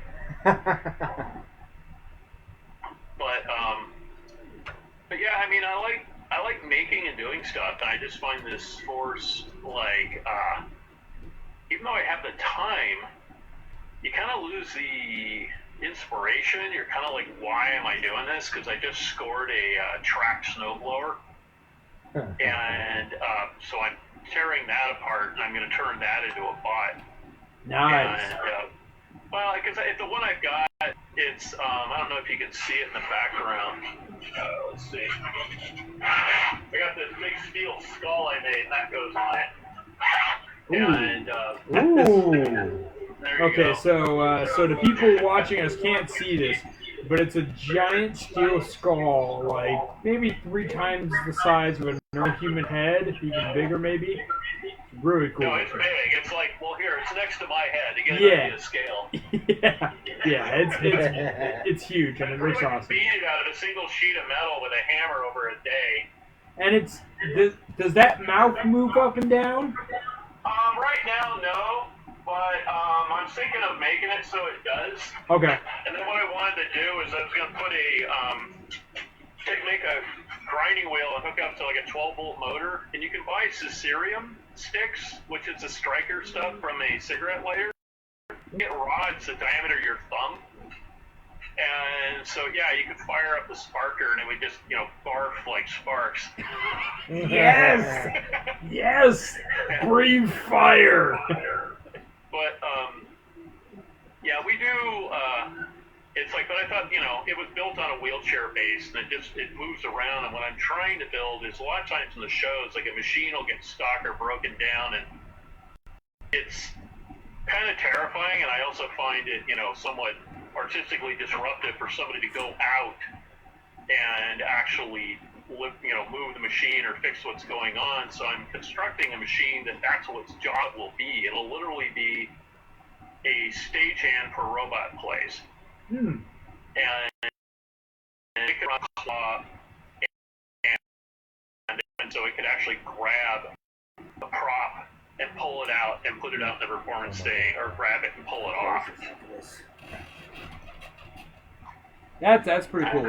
Yeah, definitely. If somebody else wants to talk, you can push me off. So. No. We're getting to the time where like we've been live like 2 minutes for like 3 hours or so. So yeah, like we set this event from like 5 to 8. So we're gonna get to the time where we're gonna kind of close off, because I know there's other people who want to do live shows. We're not trying to impede. And are there? I mean, maybe people are watching us in other parts of the country other than Pacific time, and so like it might be late there. I don't know. Yeah. Yeah, I can log off. It was nice because I just it'd been like this weeks of forced isolation. Just have somebody to talk with. No. Oh yeah, dude, you're fucking amazing. We appreciate you calling in, because that's kind of the point. We want to reach out and be social. Well, this is going to be going on for weeks, so I guess there's time for more shows. Oh, yeah, of course. We're trying to do this pretty much weekly while we're going to do this every Saturday, and then as long as we're quarantined and maybe longer, we'll see how people like it, Yeah. I wouldn't mind be doing this every week after work schedule if I get work after this. Yeah, of course. Hopefully, hopefully you'll be back to working, and hopefully lots of other people will be back to work. Well, anyway, I'll log off, and thank you very much, and thanks for putting this all together. Yeah, thank you for calling in, man. Yeah. All right, take care. All right, All right, man. It's good seeing you, man. Well, Dick. Well, that about wraps up our show for tonight. Thank you all for watching. I'm Commodore Pistol Whip, and this man is, tell him your name. I am the Hatter. There you go. Of the Waste. It's always good to say your own name. Right. Thank you guys all for watching. I hope you enjoyed our show. We will be doing this next Saturday, and every Saturday until the quarantine. Keep doing it. It all depends on if you guys enjoy it and you want to watch us.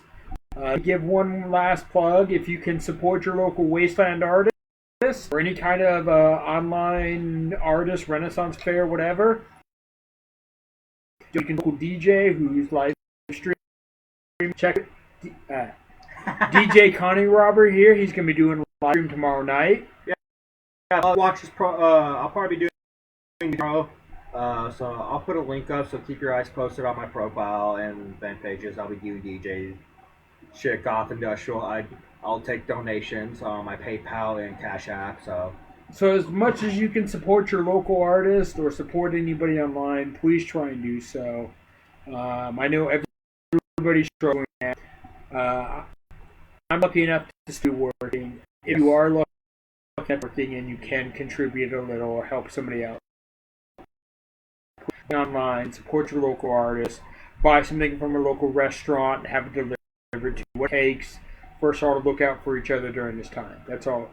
And if you can do that, please do that. That's pretty much it for me. Thank you all, and thanks for watching. we'll get one more toast for the night.